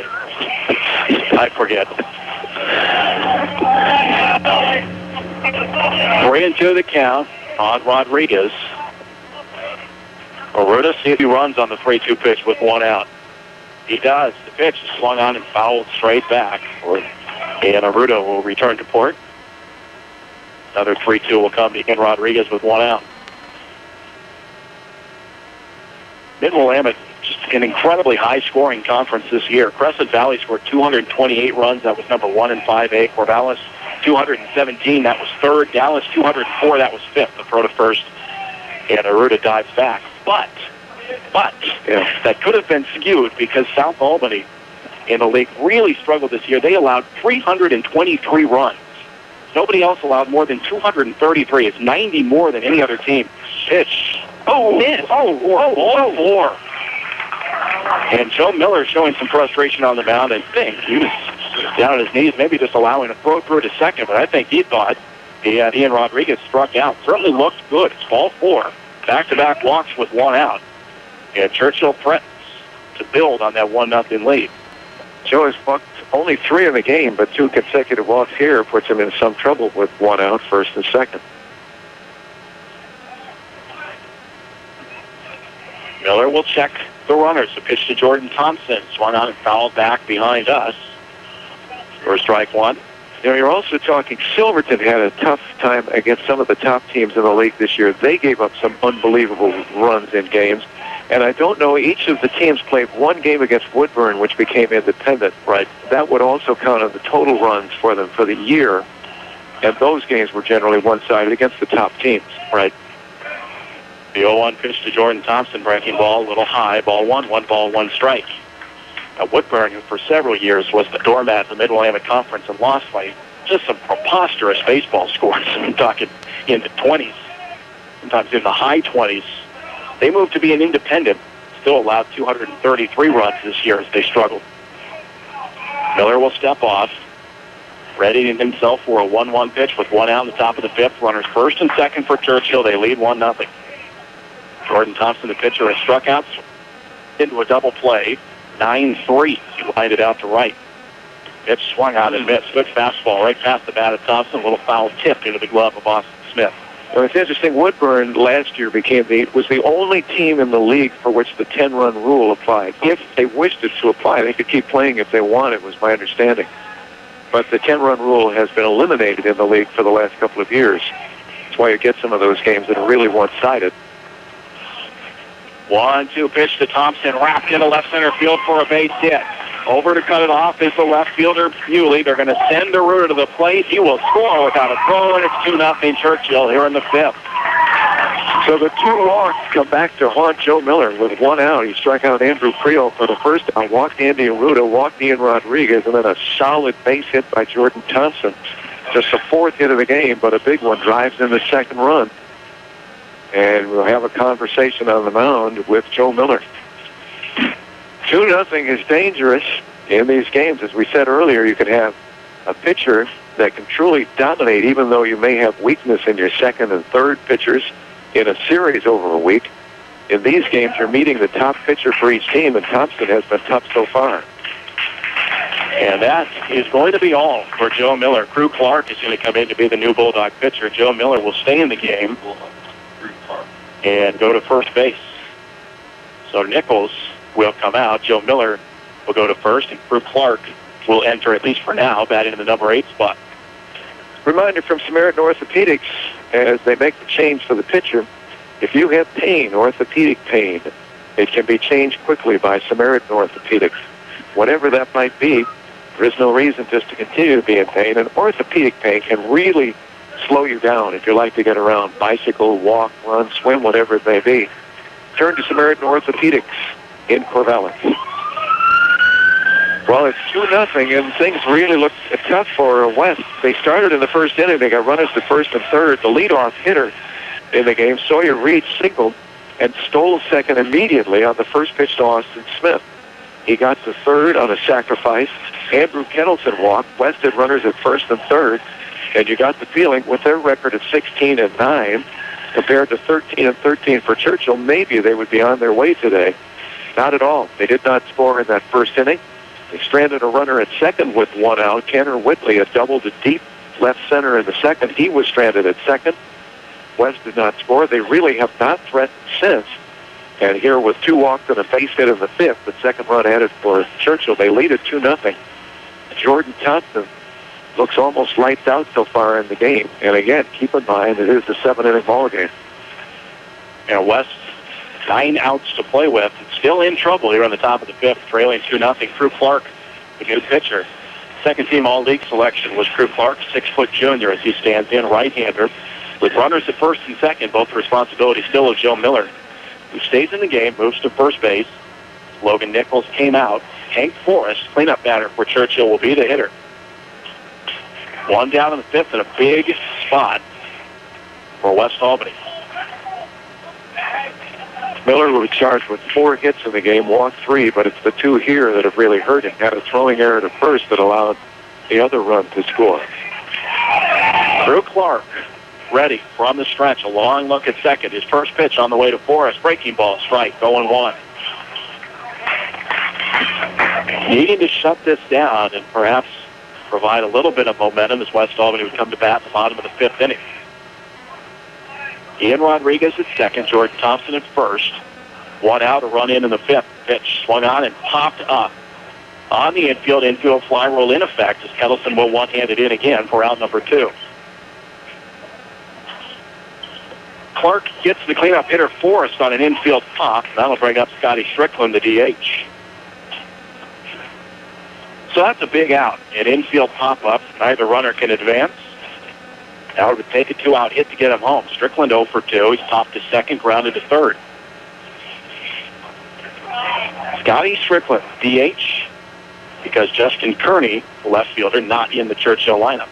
Pitch, check, swing. They'll appeal, and no, Strickland did not go. Ball 1 from ball, no strikes. Strickland at 6'4", he stands in, like Drew Smyrns, first baseman, who follows 2 batters later, both 6'4". Very tall batters, very big strike zone as Crew Clark misses inside for ball 2. 2 balls, no strikes. Derek Hogate, the on-deck batter for Churchill. Rodriguez at second, Thompson at first. 2 outs, top of the 5th, 2-0 Churchill. Clark's pitch on the way, line foul down the right field line. 2-1. West Albany has been tremendously successful in baseball. Going back to the realignment in 2007, made the quarterfinals in 07, the semis in 08, the quarters in 09, the semis in 10 and 11. Lost last year in round 1 to Sherwood after beating Churchill in the play-in round. Pitch is a strike at the knees, 2-2 on Strickland. Trying to repeat the pattern this year in the play-in game. Trying to take care of Churchill. Last year they beat him 4-3. This year they trailed 2-0 here on the top of the 5th. 2 balls, 2 strikes. 2 outs. Clark ready. His 2-2 pitch on the way to Strickland. Swung on and missed. Pitch in the dirt. Smith will apply the tag. And the inning is over. Good job by Crew Clark to come in and put out the fire. But a run does score for Churchill in the 5th. A run, a hit, no errors, 2 left. We'll go to the bottom of the 5th. 2-0 Churchill now on KGAL. Serving Albany and the Willamette Valley for 37 years. Hi, this is Dean Stavros for Stavros Auto Services. The Auto Doctors is the mechanic side of our business and will give you a written lifetime warranty on all work they perform. Jason and I are proud of Jeff, our service manager, and his trained mechanical technicians. Brakes, tune-ups, or any other maintenance your auto may need, Jeff and his team are ready to help. Stavros Auto Services. Same people, same commitment to excellence. You've got our name on it. Find us at packautobody.com. If your washer, dryer, stove, or fridge are stone cold dead, then who are you going to call? Like New Appliance at 541-259 at 1131, of course. You see, Like New Appliance is the Mid-Valley's premier recycler, creating like new appliances from your abandoned, lifeless metal rejects. Do your recycling part. Ask for a free discarded appliance pickup today by calling 259 at 1131. That's 541-259 at 1131 for Like New Appliance. 1580 KGAL. Pull your rally caps on if you're a Bulldogs fan. 2-0 Churchill as we go to the bottom of the 5th inning. Crew Clark will stand in for his first at-bat. Came in relief of Joe Miller when Miller went to first to replace Logan Nichols. Crew Clark entered the game in Nichols' batting slot, the 8th spot. So he bats for the first time to be followed by Jacob Caston and Sawyer Reed here in the bottom of the 5th inning. Joe Miller went 4 1/3, gives up 2 runs, 1 earned, 3 walks, 4 strikeouts, and trails league losing 2-0. Oh, Crew Clark hits one right off the foot of Thompson, right to the third baseman Hogate. He has no play, and Crew Clark with an infield base hit. Jordan Thompson went for the skate save on it, hit right off the bottom of his shoe. And a smile from the infield umpire. Thompson seems to be just fine. They won't even come out to look at him. Base hit for Crew Clark. Something good started for West Albany, hopefully here in the bottom of the 5th. Jacob Caston stands in, 9th place hitter, takes a long look down to third for the side. Down 2, I don't know if they would bunt. They do. Caston drops a good one. Hogate fields it cleanly. His throw to first is in plenty of time, and the sacrifice down. Moving Crew Clark to second with 1 out in the bottom of the 5th. Nicely done the second time today. The Bulldogs have executed the sacrifice well. Jacob Caston does it this time. And with 1 out, back to the top of the order for Sawyer Reed. Now, I have to do this quickly because he has swung at the first pitch the last couple of times. But he wanted me to say hi to his brothers, Spencer in Chicago.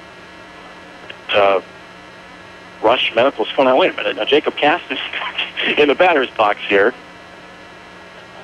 I looked down to the scorecard to try and update things, and now I look up and see Jacob Caston is still batting. And Kenny is retiring to the dugout. He didn't like the call. What did they call? The only thing I can think of. See the call? Only thing I can think would be a balk. Be about the only thing I can imagine. In any event, Clark now stands at second, and Thompson will wheel and fake to second, chasing Clark back to the bag. A balk would do it, send the runner to second. The batter's still up, but it was certainly a delay if it was a balk. I don't know. The only thing they could say is maybe Thompson did not come set before releasing the pitch. And really, it's unclear as Caston, trying the Butcher Boy play, swings after showing bunt and fouls it away. First baseman Drew Smurns is intent that he's going to bunt again because he's well up on the infield grass from first. I would think now, down 2-0, that he would not bunt. He'd let him swing away and try and get that first run home. With the man in scoring position, that was the play I would anticipate. Caston did show bunt before fouling the last pitch off. Pitch on the way, swung on line to the left field for a base hit. This will get West Albany on the board. Clark around third. He will score on his way to second with an RBI double as Jacob Caston, and the Bulldogs cut it to a 2-1 game. Still nobody out here in the bottom of the 5th inning. Whatever put Jacob Caston back at the plate, it is certainly a blessing for the Bulldogs as they get their first run. I had already written into the scorecard, sacrifice 5-3. And the thing is, when you do these games, you need to keep scoring. As you're looking down, if something like that happens, you have no idea why, and I think many of the people that are here don't either. But it sent Caston back to the plate. He delivers with a double and drives in the first run. He's in scoring position, 2-1 in Churchill. Pitch to Reed, showed bunt, took outside. Hi to Spencer, who's in Chicago at Rush Medical School. Hi to Harrison at Colorado College. Hi to Richard at Oregon City. Those are the brothers that Sawyer wanted me to say hello to.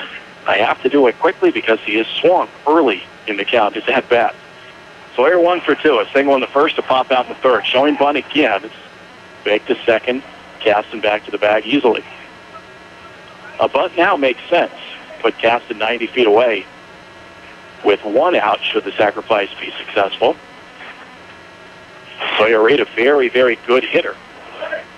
If they let him swing away, infield charging at the corners, they do let Reed swing. Lines a base hit to right field. Caston being waved in. Here comes the throw from right. It will be cut off, and we're tied at 2. Sawyer Reed delivering an RBI single, again showing bunt, swinging away, rips it to right, and we are tied here in the bottom of the 5th inning. I was going to say with Sawyer Reed, you could certainly bunt to the runner to third, but I think I would let him swing away. He got the leadoff base hit in the game. In fact, West Albany had not had a hit after there was one out in the second. Tanner Whitley doubled. They had not had a hit through the rest of the second inning, third, fourth. Crew Clark leads off with the base hit, is balked apparently to second. Jacob Caston doubles. Sawyer Reed singles, back-to-back-to-back hits. We are tied at 2, and suddenly Jordan Thompson will have a conversation on the mound as he appears to be tiring. They will stick with Thompson here in the bottom of the 5th. A big break for West Albany. Whatever it was, we could only surmise a balk. Jacob Caston at bat, but it allowed him to continue. He laces the RBI double. Sawyer Reed follows with an RBI single. Brand new ball game in the bottom of the 5th. Tied at 2, still nobody out. Reed has already stolen a base this afternoon. He will take a short lead from first. Smyrn's holding him there. Austin Smith, rather, the batter, squares to bunt, bunts it right back to Thompson. He's going to fire to second, and they're going to say safe, and holding Rodriguez off the bag. An errant throw by Thompson. Rodriguez straining to keep his foot on second, could not do it. A throwing error on Thompson, first and second, and still nobody out. First error of the game for Churchill, and the second baseman was reaching as far as he could, trying to keep his foot on the bag. It looked like he had perhaps done so from here, but the umpire indicated that the foot was off the bag. He caught the ball low, stretching out, but the umpire says his foot was off the bag. Error will put runners at first and second. And West now with certainly a chance to take a lead in the bottom of the 5th. They only had 2 hits for this inning. Suddenly they have 5. Runners in scoring position, how quickly things change.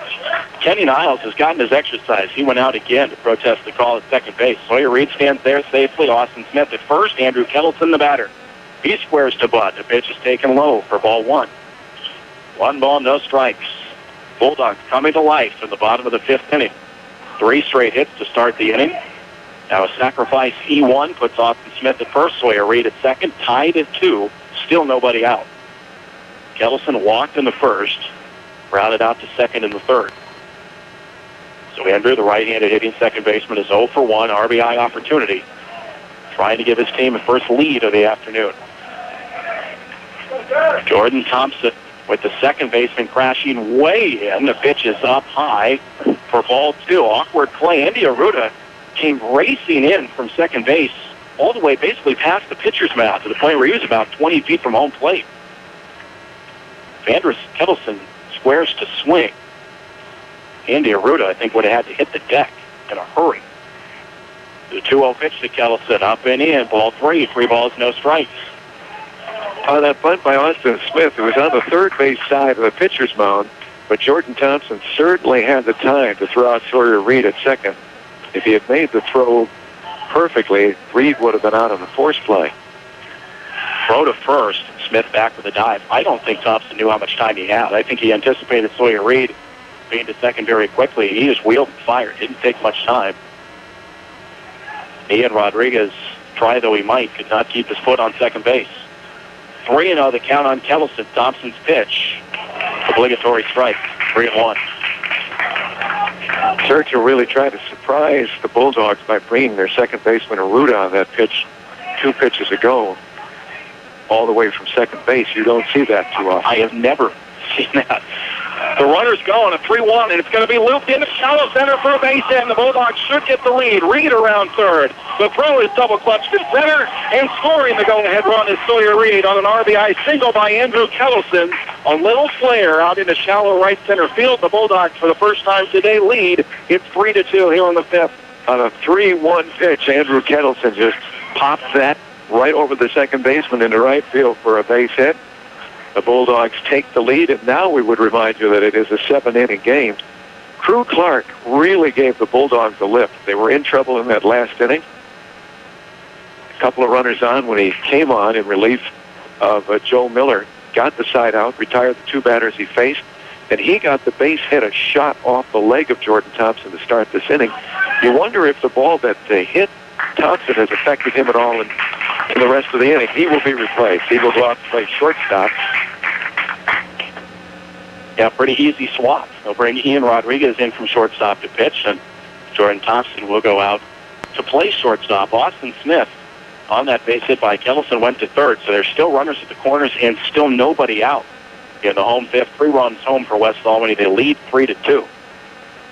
You bring up a good point. The ball that struck Jordan Thompson. Crew Clark leading off the inning. Got a hard line drive right back to the mound. Hit off the foot of Thompson. He did not show any ill effect from it. Appeared to be just fine, but what followed, a double by Jacob Caston, a single by Sawyer Reed, a sacrifice and an error that allowed Austin Smith to reach, and then a single by Andrew Kettleson. 3 runs in, all 5 have reached safely for West Albany. Starting pitcher for the Bulldogs with runners at first and third back in the second inning on a pickoff attempt at first threw the pitch away, or the throw to first.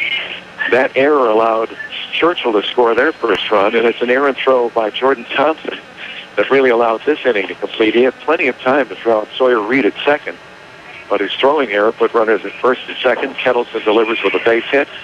Still runners at first and third. And a big inning here for West. Still nobody out as Ian Rodriguez comes in. And again, as they change pitchers, we remind you, if you have any type of orthopedic pain, it is time to change by calling Samaritan Orthopedics in Corvallis. I know how orthopedic pain with the plantar fasciitis slowed me down for a time. It's a terrible thing, Ryan. Your whole body becomes fascist. Samaritan Orthopedics, give them a call.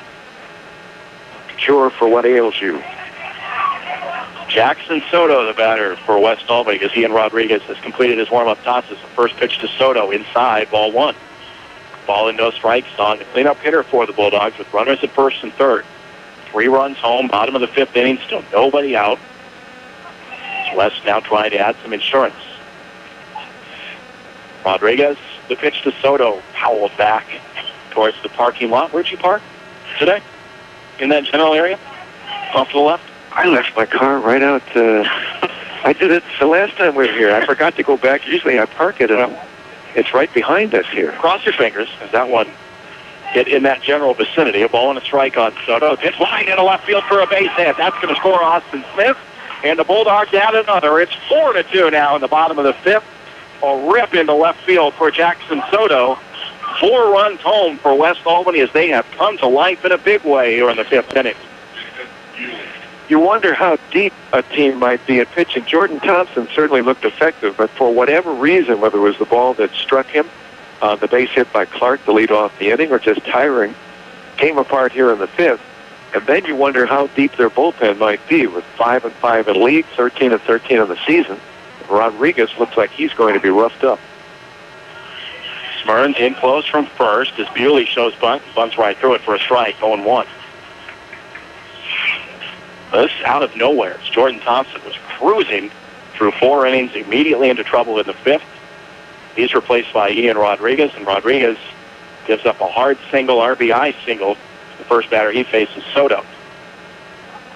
With 1 out in the second, he gave up a double to Tanner Whitley, retired 7 batters in a row, walked a batter, then struck out Tanner Whitley to end the 4th, so he was really rolling. And then it all came undone. That shot by Crew Clark to start this inning. Bewley, after a meeting, his third base coach will come back to the plate. Andrew Kettleson at second, Jackson Soto at first. Still nobody out, bottom of the 5th inning, 4-2 West Albany. Rodriguez set with his 0-1 to Bewley. Again squares the bunt, pulls back and takes a strike, and it's 0-2. Much to the dismay of Bewley. Took a glance back to the home plate umpire asking the location of the pitch. Good enough in the view of the man calling balls and strikes. So 0-2 on Bewley, who is 0 for 2. Strikeout, swinging, a ground out his 2 trips. Runners their lead. The 0-2 pitch to Bewley. Again squares the bunt, pulls back and takes in the dirt for ball 1, a ball and 2 strikes. first inning of length today. Yeah, no, this is the one we would want. The home half of a frame. It's the bottom of the fifth. Bulldogs have 4 home, 2 more on base, nobody out. Bewley again showing bunt with 2 strikes, 1-2 the count. Rodriguez a look at second. Now Bewley did swing away and fouls it to the on-deck circle, still 1-2. Well, Crew Clark came in the top half of this inning with 1 out, got 2 quick outs to get out of the inning. Led off this inning with a single, came around to score. But now a long rest for him in between. His team very nearly is batted around. Bewley, the 7th man to hit in the inning, still nobody out. The pitch, high and outside, a pitch out, throw to first. Scrambling back is Soto, and the ball trickles away. Soto broke for second. Both runners break. The throw to third's not in time. The throw to second is not in time, and it's going to work out for West Albany. The ball did not get very far away from Smyrns at all. Soto immediately broke for second. Kettleson did not break to third. Soto saw his mistake, held up, then Kettleson broke for third.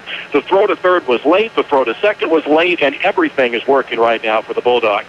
And Smyrns simply made an error in judgment. He should have thrown to second. They would have gotten the runner there, at least got them in a rundown. But the throw to third was offline, and everybody's safe. Dowie and Rodriguez can work from the windup. A 2-2 pitch to Bewley. Swung on, grounded foul towards the Churchill dugout. 2 balls, 2 strikes. Now Churchill plays the infield in all around with nobody out. West Albany leading 4-2. 2 more in scoring position now for Bewley. 2-2. Rodriguez from the wide. Pitch on the way. Low ball. 3 balls and 2 strikes. Close. I was waiting for that karate kick. Yeah, 3. I thought it was coming. It takes him time to elevate. The 3-2 pitch now to Bewley. Swung on and grounded. Just foul up the first base line. A little cue shot that hit in fair territory, maybe 10 feet shy of the first base bag, then past first base in foul territory.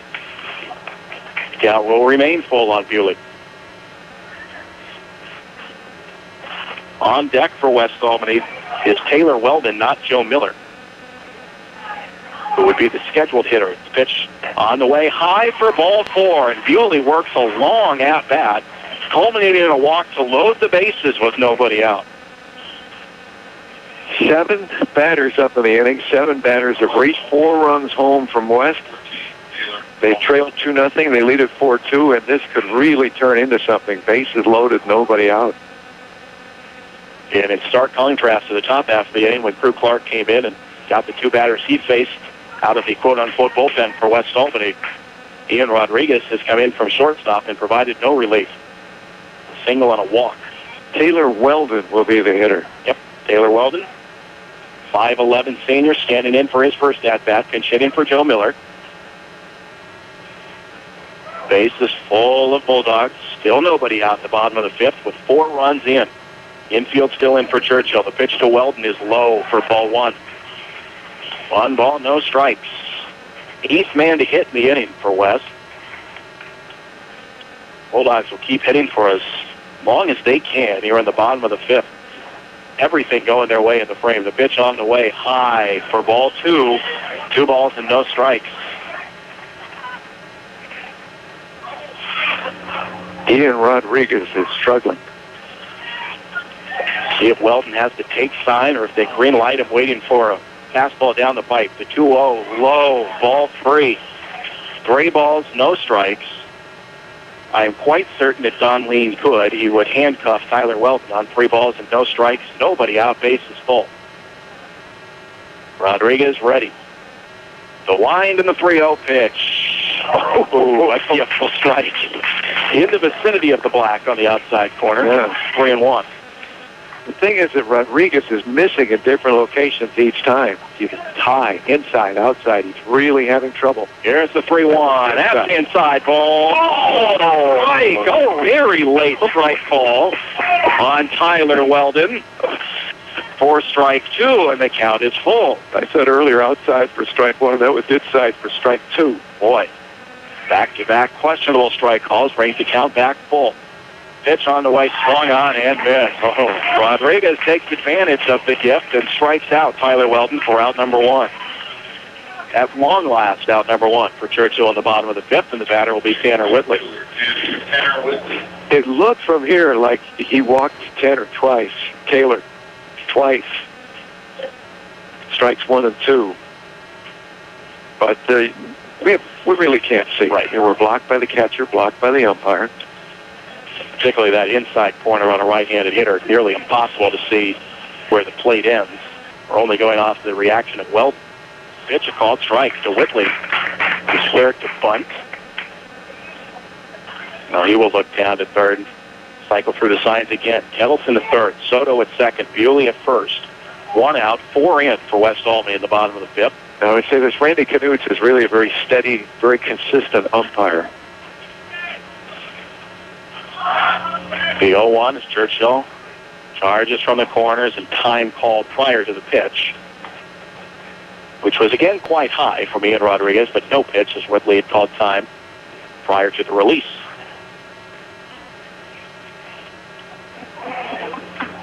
Rodriguez from the stretch. Stares in for the sign. The pitch swung on, foul to the netting. No balls and 2 strikes. Rodriguez apparently trying to find some sort of a comfort zone. He worked from the windup with runners at second and third, worked from the windup with bases loaded to Taylor Welton. Now works from the stretch again to Tanner Whitley.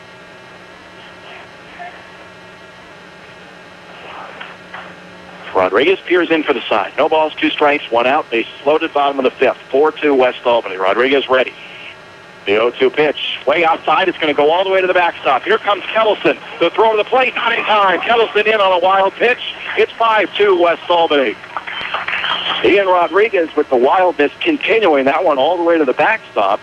It's a plywood backstop. Tends to have a little bit of a kickback.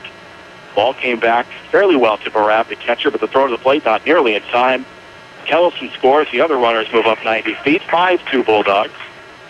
And 1-2 on Whitley. Have what I call the PK, the pitch kibosh. If I say something, it goes in my face. And I mentioned he was wild all over the place. Suddenly he was finding home plate, but that one was the wildest pitch, obviously, he's thrown in the inning. And almost that one, too.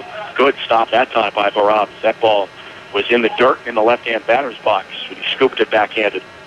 Rodriguez, incidentally, again back to the windup. Runners at second and third. Still 1 out. 5 runs now home for the Bulldogs. Their lead is 3. 2 balls, 2 strikes to count on Tanner Whitley, the 9th Bulldog to hit in the inning. Rodriguez sets. The 2-2 pitch on the way, swung on and popped up. Shallow right field. Prio coming in. See if they send Soto. Prio makes the catch. Soto will bluff and hold. As the throw comes in nicely right to the cutoff man. 2 outs. And Crew Clark, we started this all with a single off the pitcher, Jordan Thompson, will stand back in. 5 runs here in the bottom of the 5th for West Albany. Still 2 in scoring position. And Crew Clark, who suddenly would stand to be the winning pitcher if things hold out, will try to help his own cause here at the plate. Runner second and third, 2 outs. Rodriguez back to the stretch with runners at second and third. Pitch to Crew Clark. This is ball 1. 1 ball, no strikes. Tried to wait, tried to be patient, make sure of that one. It was a ball, 1-0. Soto leading from third. Bewley from second to pitch on the way. Breaking ball up high, ball 2. 2 balls, no strikes. I wonder if someone who is a pitcher in a situation like this comes up, knows that obviously runners are in scoring position, but also thinks in terms of the fact that he's pitching, what he can do for himself. What the difference would be between 7-2 when he steps out there and 5-2, which is currently the lead. Or if he just thinks, there are runners on the bases. I think he thinks about the 7-2. I would think he would. Try to secure the victory. I also think he would just think, get a win any way you can. Survive in advance in the postseason. Soto bluffs from third. Rodriguez sets for a 2-0. Long look at the runners. Pitch in the dirt. Blocked by Barab nicely. 3-0 the count on Clark. As I said earlier, it's been a couple of years since I've done a baseball game with you, keeping score here. And it gives me fond memories now to move my scorecard into the next column. It's the 10th man bat here in West Albany. Always talking about that. What a mess it makes. Pitch very high, ball 4. Clark aboard for the second time in the inning. Bases are reloaded, and Jacob Caston will stand in. I will gladly move it over a column here for the Bulldogs. They put 5 home here in the inning. Bases still loaded, 2 out. And Jacob Caston stands back in. Seems like an eon ago when Caston was up with Drew Clark at first base, squared to bunt, laid down what we assumed was a sacrifice. I had announced Sawyer Reed coming to the plate. Suddenly Caston was back in the box. Must have been a balk. It's the only thing we can think of. Caston stayed at that line an RBI double. The Bulldogs coasted from there. He took strike 1, so it's 0-1 now on the number 9 hitter. That double broke the ice for West Albany. Bases loaded, 2 down. The pitch on the way. Line sharply. Thompson backhands it short. Short flip to second is in time. And the inning will finally come to an end. But 11 Bulldogs bat in the 5th inning. The Bulldogs score 5. As we go to the 6th, they lead Churchill 5-2 here at 1580 KGAL.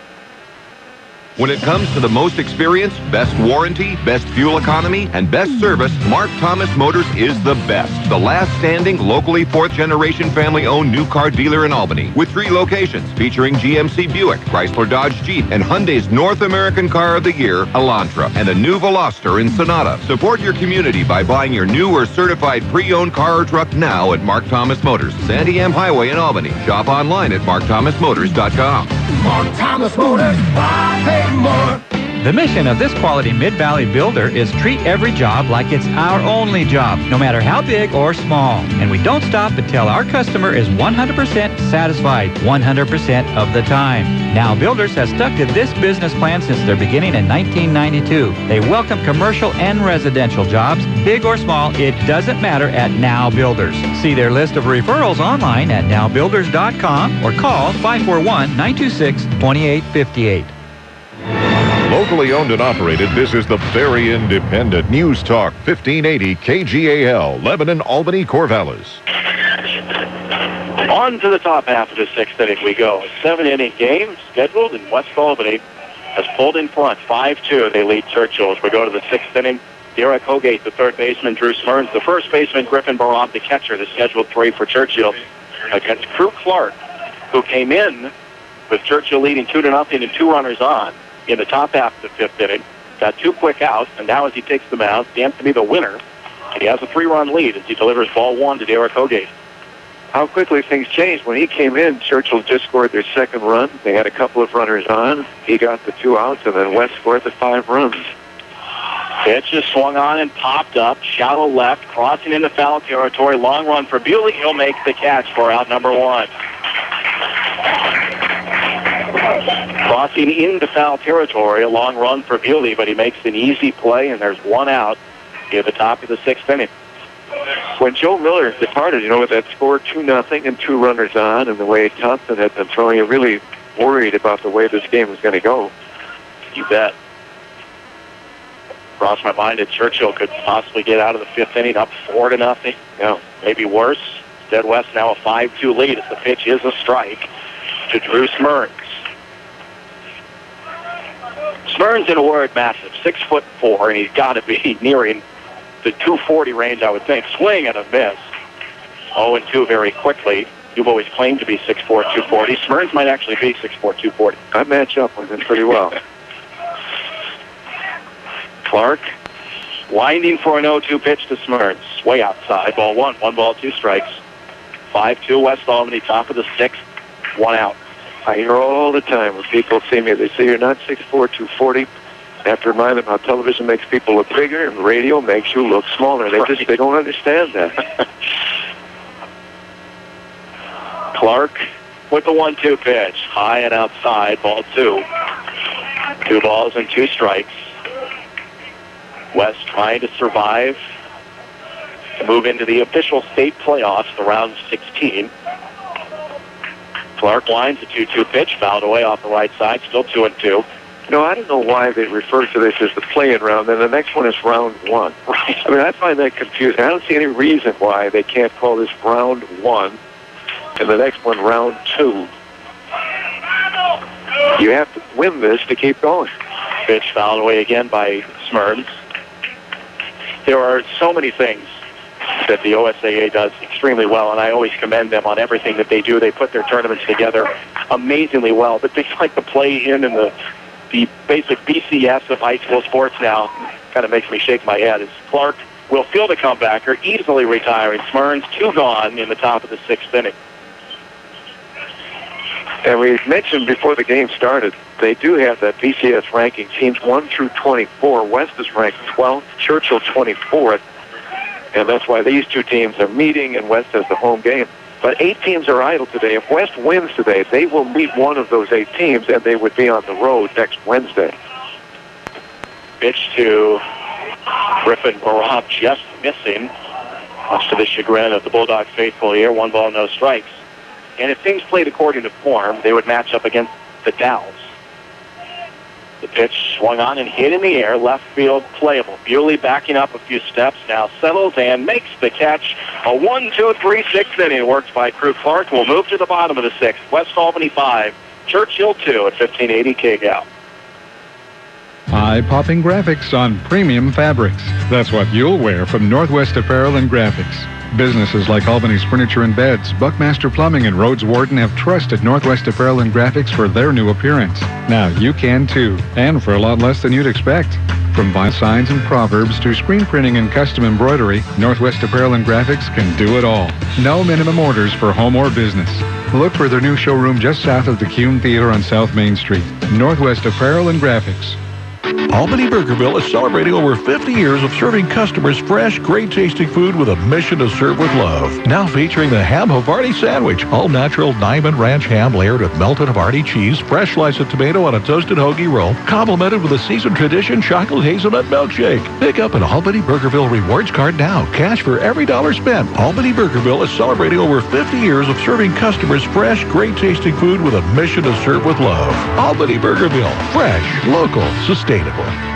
1580 KGAL.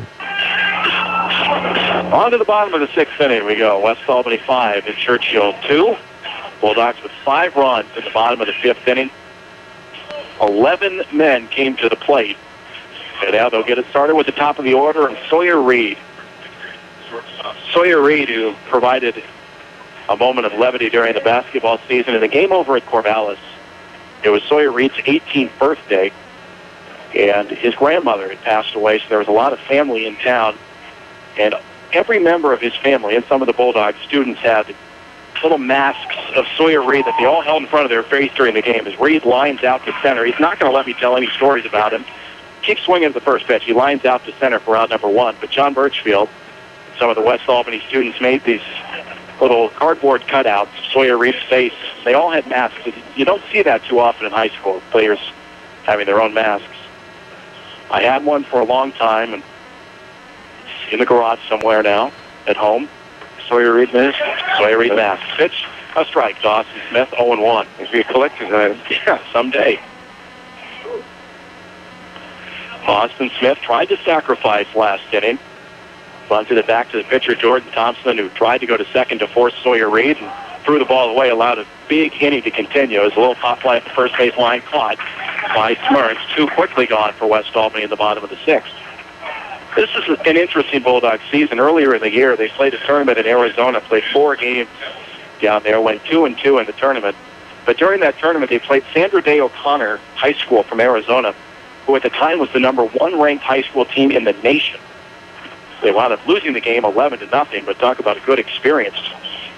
Play the best team in the country and do so in the preseason in Arizona as a high schooler. I didn't get to do that when I was in high school. Pitch was low to Kettleson, ball 1. 1 ball, no strikes. Rodriguez, the pitch. That's in for a strike, 1-1.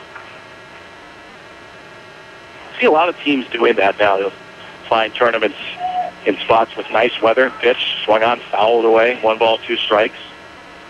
Of course, we're used to seeing the college teams do it. Oregon State does it every year. They'll play a tournament in Arizona or Florida, Texas, somewhere nice. The 1-2 pitch to Kettleson in the dirt. Ball 2, 2 balls and 2 strikes. And it's a spring break. It's to instruct them the way college will be. Right. The spring break. They will head somewhere warm.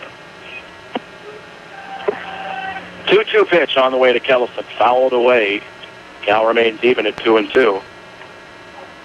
Unless West Albany bats around again, this is the last time I think I would call Andrew Kettleson's name until the fall when Hopefully he'll be catching a lot of passes from Cody Lahota for West Albany football. And Kettleson lines one up the middle. Aruda, backhand dive, throw to first, not nearly in time. A great stop by Aruda, but no chance to retire Kettleson. He's aboard with an infield hit with 2 outs. So the second hit for Andrew, he winds up 2 for 3. He walked in the first inning, grounded out, singled in that big 5-run inning, drove in a run in the 5th, and singled here in the 6th, 2 for 3 on the day. Jackson Soto has 1 hit today, 1 for 3. Jackson Soto, an RBI single. Pitch, throw to first. Nearly thrown away, and thank goodness Smyrns is 6'4". Fan did the perfect play-by-play on that one. You may have heard it. Whoa. Pretty much says it all. Smyrns had to use every inch of that height to catch that one. Short lead from first by Kettleson. The pitch to Soto. Strike on the outside corner, 0-1. Jackson is fouled out to the pitcher. That was back in the first. Grounded to short in the 4th. And a sharp RBI single last inning, part of the 5-run Bulldog 5th. A glance to first, chasing Kettleson back. Ian Rodriguez now resumes his focus on home plate, waiting for Jackson Soto to step back. He with 2 outs, bottom of the 6th inning batter. 5-2. West Albany with the lead. Pitch fouled away off the left side. 0-2 on Soto. When Churchill comes to plate in the 7th, they'll have Andrew Prio, number 9 hitter, and then to the top of the order for Andy Aruda and Ian Rodriguez. Bulldogs find themselves 3 outs from moving into round 1 of the state playoffs. 0-2 the count on Soto. There goes Kettleson, got a tremendous jump, and the pitch is fouled down the left field line. Kettleson got a running start from first, would have had it stolen easily. Soto, of course, having to protect with 2 strikes. This month of May has now become as erratic as Ian Rodriguez was in the last inning. Seen some beautiful days recently in the games we covered, including last Friday. Nice sunshine, 85 degrees. You see people with hoods up. Of course, jackets on today. The wind is blowing again here. It's cold. 0-2 the count on Soto. The pitch ripped into right field for a base hit. Kettleson will turn second and look, but hold there. They throw behind him. Close play at second. Put Kettleson back in. A base hit for Jackson Soto. 2 on with 2 outs. And Jacob Bewley will come to the plate. Jacob Bewley has struck out in the 1st, grounded out in the 4th inning, and walked in that 5th inning.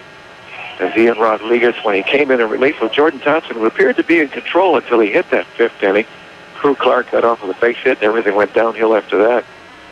But Rodriguez was all over the place in the last inning. Now he's finding control, but he's being hit. Back-to-back 2-out singles. Put in runners at first and second. Bewley requesting time as he steps out. 0 for 2 with the walk.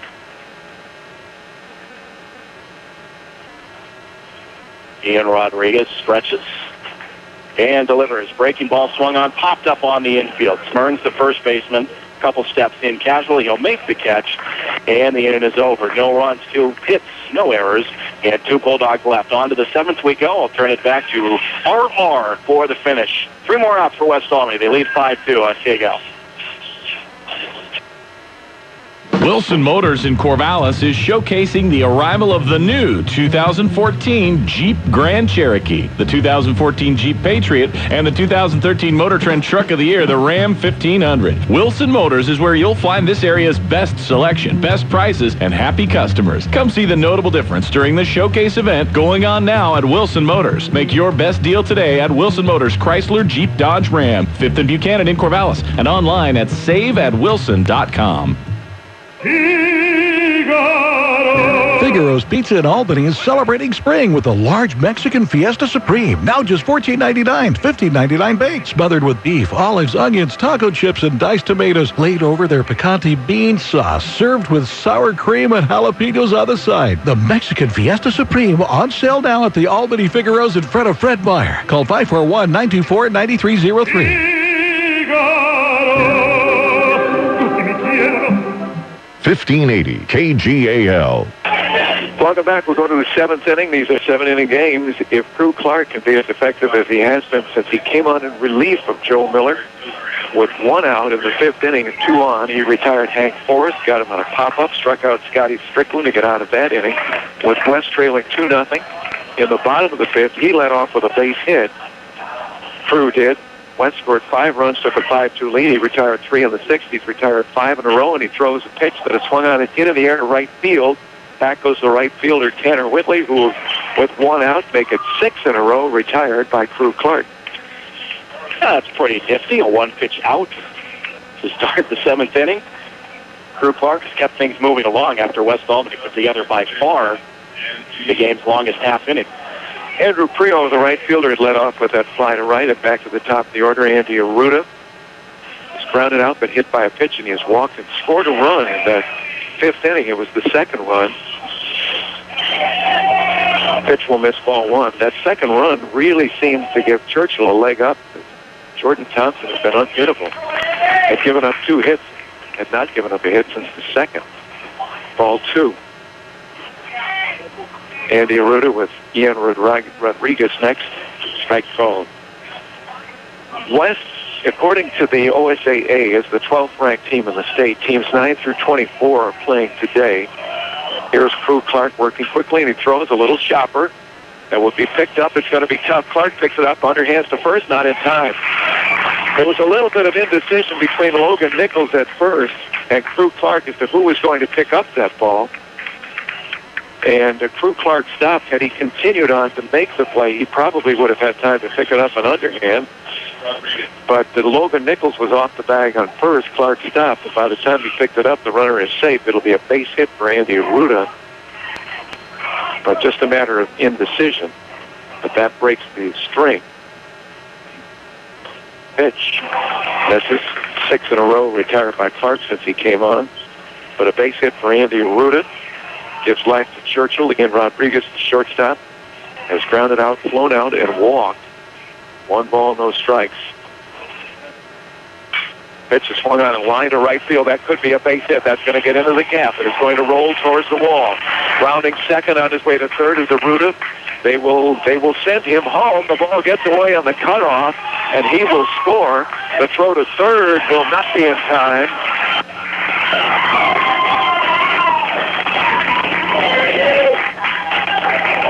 It was a clean hit, probably the best hit ball of the game by Churchill. Ian Rodriguez hit it into the gap. And the relay came. I was surprised that they sent Andy Arruda was dangerous. The relay looked, if it was done correctly, it might have been in time. But the ball got away from Tanner Whitley, or rather Logan Nichols, and that allowed their runner to keep coming around and score. And Ian Rodriguez goes to third on the throw. He will stand on third, and there certainly is hope because the tie run in the form of Jordan Thompson will come to the plate.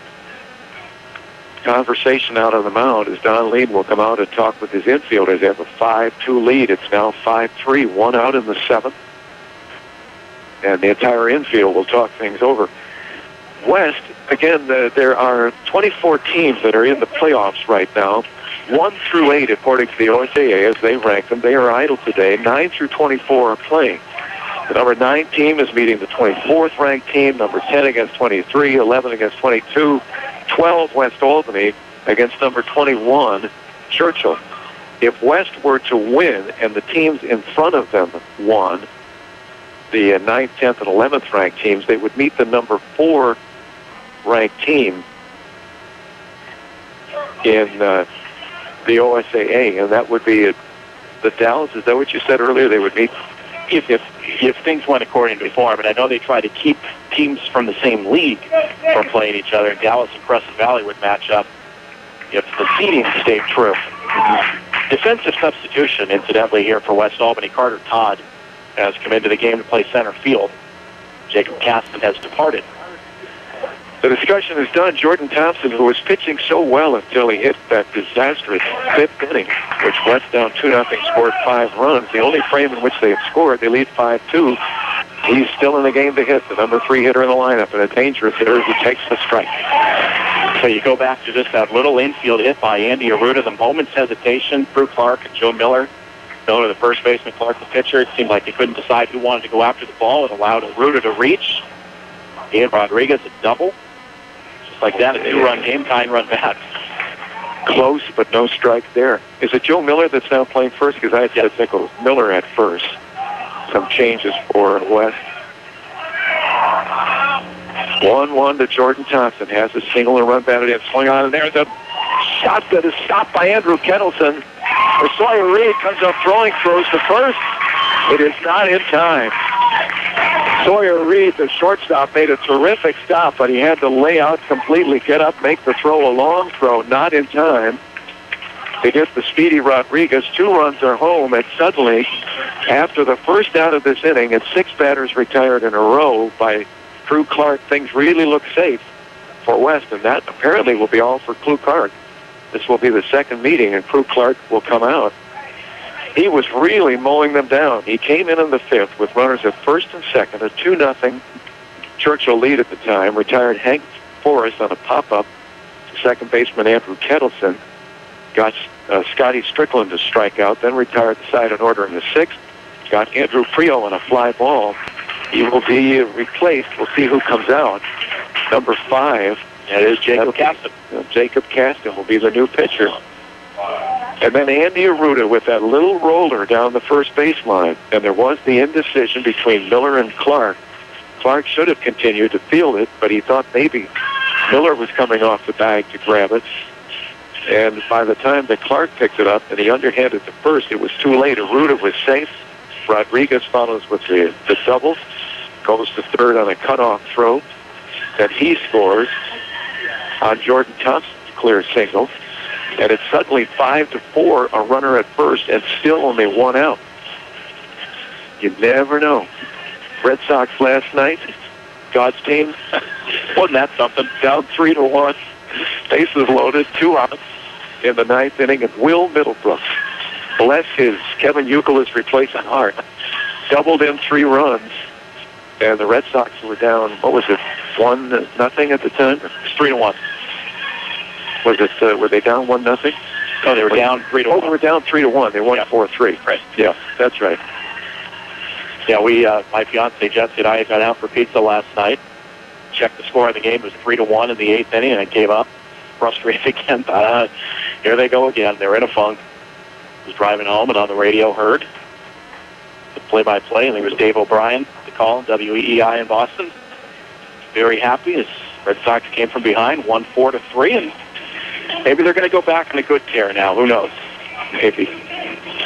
Are the invitations sent out? Most of them. And how about the rehearsal dinner? Do we know who's coming to the rehearsal dinner? Can you make it? Am I invited? I'm hoping to. Am I going to receive an invitation? It was that roller to first base that really gave an invitation to Churchill here in the 7th inning. There should have been 2 outs, nobody on. It had to be scored as a base hit. Andy Arruda has scored a couple of runs home, and there is real trouble here at 5-4, and the batter is Hank Forrest. Hank Forrest has singled. He scored an error, a throwing error by Joe Miller for an unearned run in the 2nd. Pitch is a strike. He has singled twice. Singled in the 2nd, singled in the 4th, and popped up the first batter that Crew Clark faced, Jacob Caston, now on in relief. Pitch by Jacob. He swung on and fouled away, quickly ahead 0-2. Boy, that's what you want to see with Caston coming to the game, throwing strikes. Stay ahead of the hitters.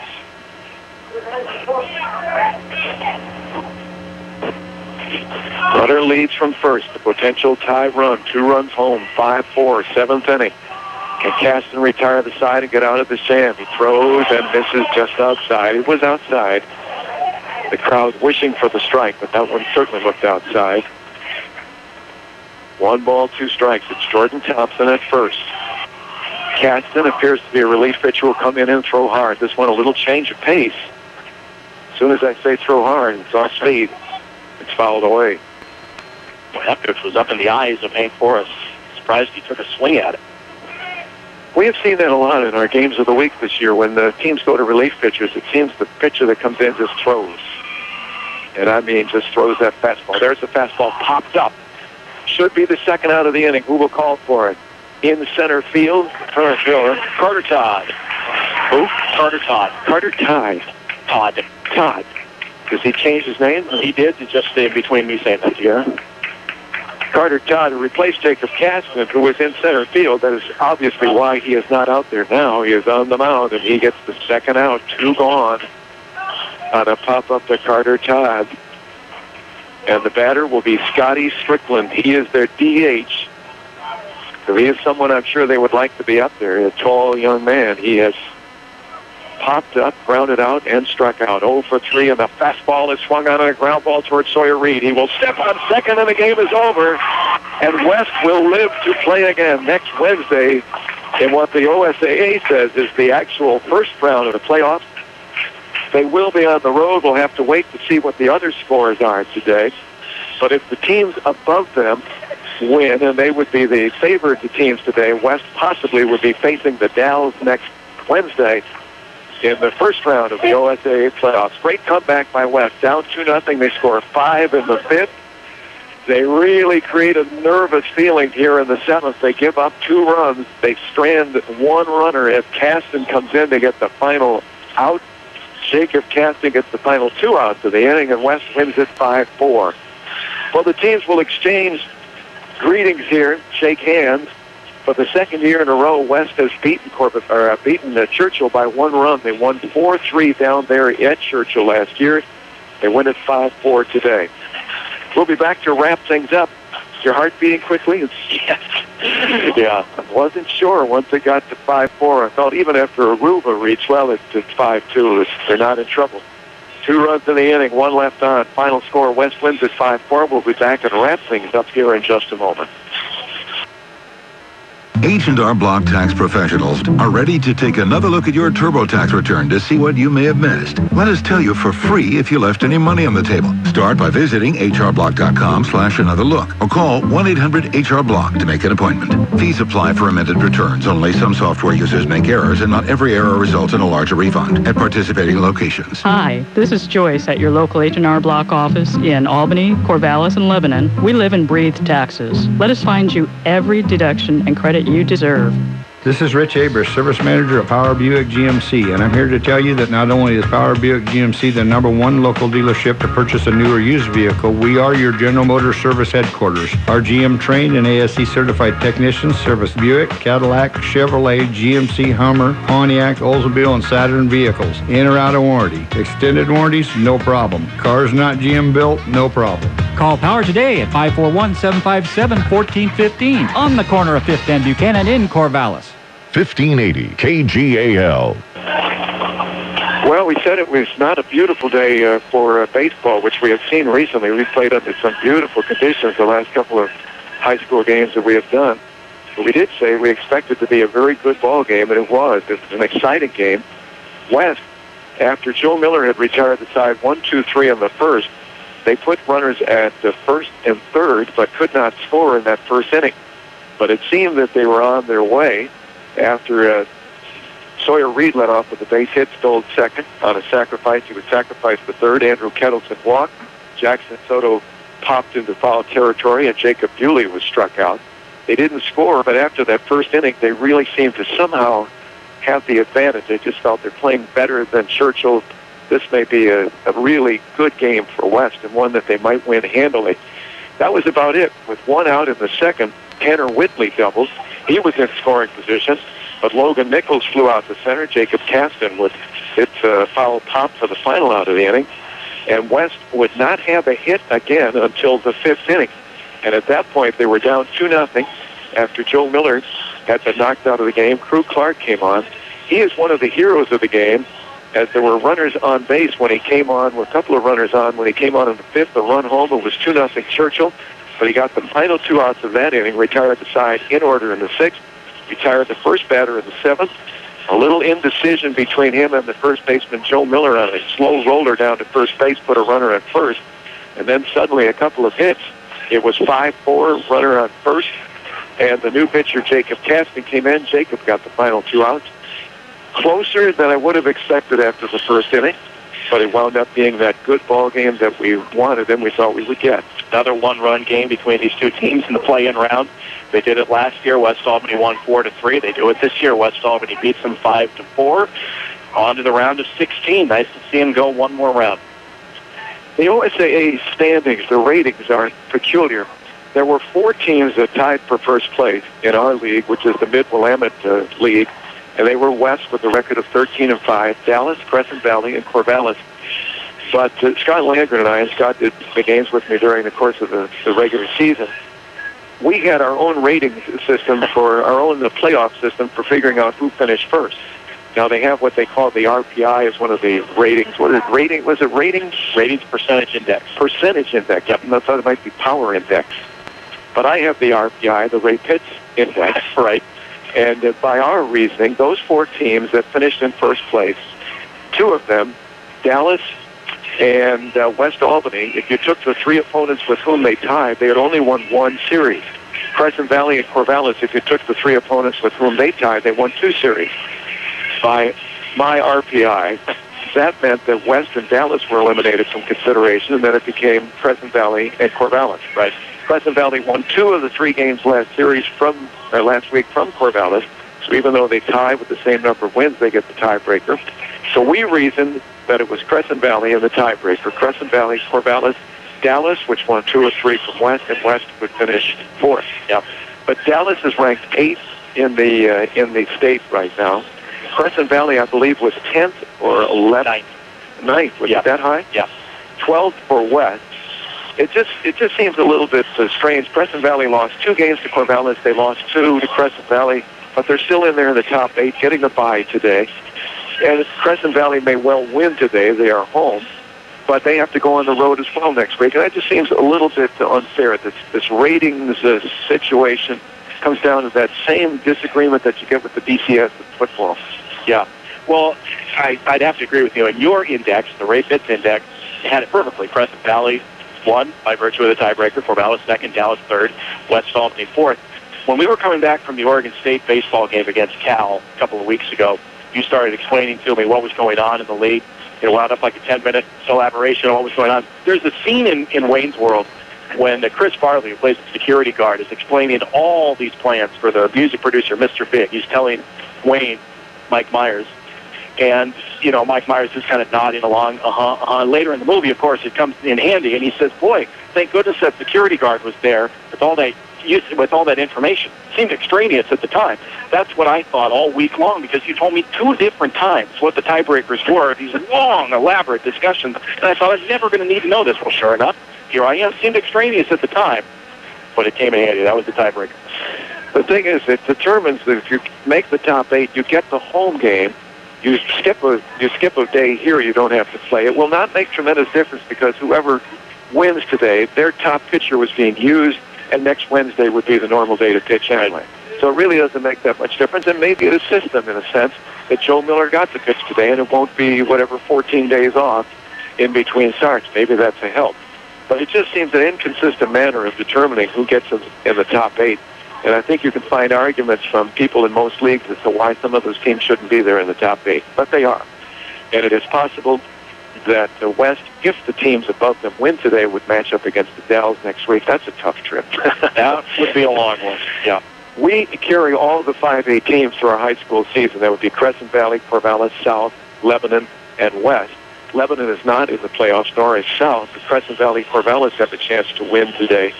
We would have to see against whom they will face off next week if they were to win, along with West.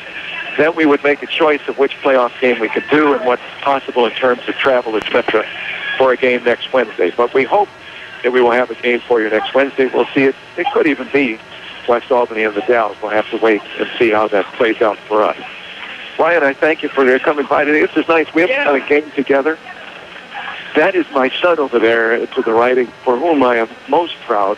I have told the story many times in our morning updates, how when Ryan and I are doing football games in the fall, I will come home.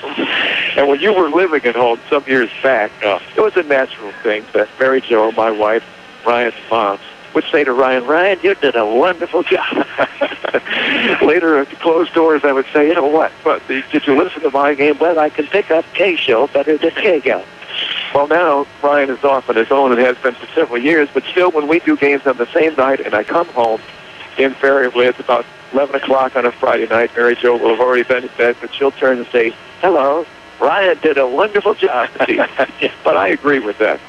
Years ago, we did a playoff game. You and I did a playoff game on the coast, and you asked if you could come along. Yep. And I said, sure.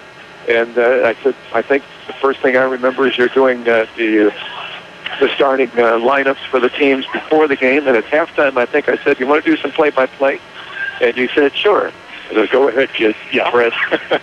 But because of your video game generation, you always had a chance to do play-by-play silently, right? Well, I'll tell you what actually predates that is laying the baseball cards out on the floor and playing with the marbles, calling the game to myself. I think that goes before playing any video games, would be getting, all the Seattle Mariners cards, laying them out on the floor and having my own games and calling. Listening to Dave Niehaus on the radio and trying to do my own impersonations. I think that's where it started. The video games just kind of enhanced it. Well, I am proud of the job that you do. I'm proud of the job that you and Wally did, and I said with the football and basketball, I think as a team, I think that you're the best broadcast sports team in this area. College, anybody else. I think the two of you together are the best, and I'm very, very proud of you. And I would think going into sequester, the only thing that's left for me is the sports broadcasting. I think it should be the other way around. Probably should be doing that other aspect of life. But it's nice to have you here in the booth today. It's been great to be here, and I have to say one more thing. Because of my affiliation with West Albany, I have to say congratulations to their boys golf team. Won the state championship this past week. Head coach Dennis Rector. Connor Kumpela was the individual medalist back-to-back. He has been the medalist at state. -4 he shot. And the other players on that team, Jackson Daskalos, Chase Daskalos, Chad Sherwood, Mac Rashko. Just have to say congratulations to them. Oh, and a reminder, I forgot this, going postal, your friendly neighborhood shipping center, located in North Albany's Hickory Station next to Richard's Cleaners on Hickory Street. They have UPS, FedEx, and U.S. Postal Service, and all of it is done with a friendly smile. Mention this ad incidentally, 10% off UPS or FedEx shipments at Going Postal on Hickory Street. Final totals today, West wins. As they move on next week, we'll see who the opponent will be. It will be Wednesday for sure, and they will be on the road for sure. 5 runs, 9 hits, 2 errors, 7 left. 4 runs, 7 hits, 2 errors for Churchill, 6 left. An exciting game. Churchill scores a couple in the 7th. Prue Clark gets the win as he came on in relief, but Joe Miller did a terrific job, retiring 6 batters in a row. Ran into trouble, was charged with the 2 runs to the 7th, but Jacob Caston came on. He gets the save, retiring the last 2 batters. Starting pitcher Jordan Thompson, so effective until the 5th, picks up the loss, and West wins it 5-4.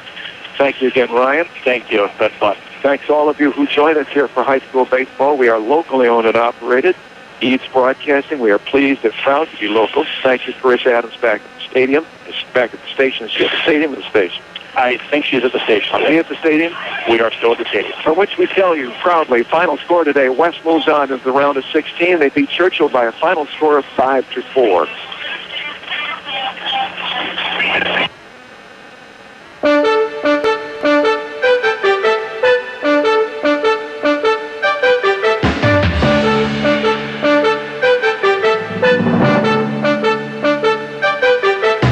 Thanks for listening to today's broadcast of Mid-Valley High School Baseball on 1580 KGAL. High School Baseball was brought to you by Lynn Benton Tractor, Power Honda, Ixtapa Family Mexican Restaurant, Albany Grocery Outlet, Power Buick GMC, Mark Thomas Motors, Burgerville, Now Builders, Stavros Auto Services, Northwest Apparel and Embroidery, Wilson Motors, Figaro's Pizza of Albany, Like New Appliance, and by Economy Supply Building Center.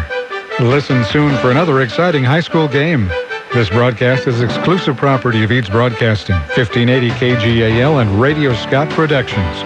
U.S. copyright law protects this broadcast. Duplication or rebroadcast of any portion of this program is strictly prohibited without prior written consent. We now join our regular programming.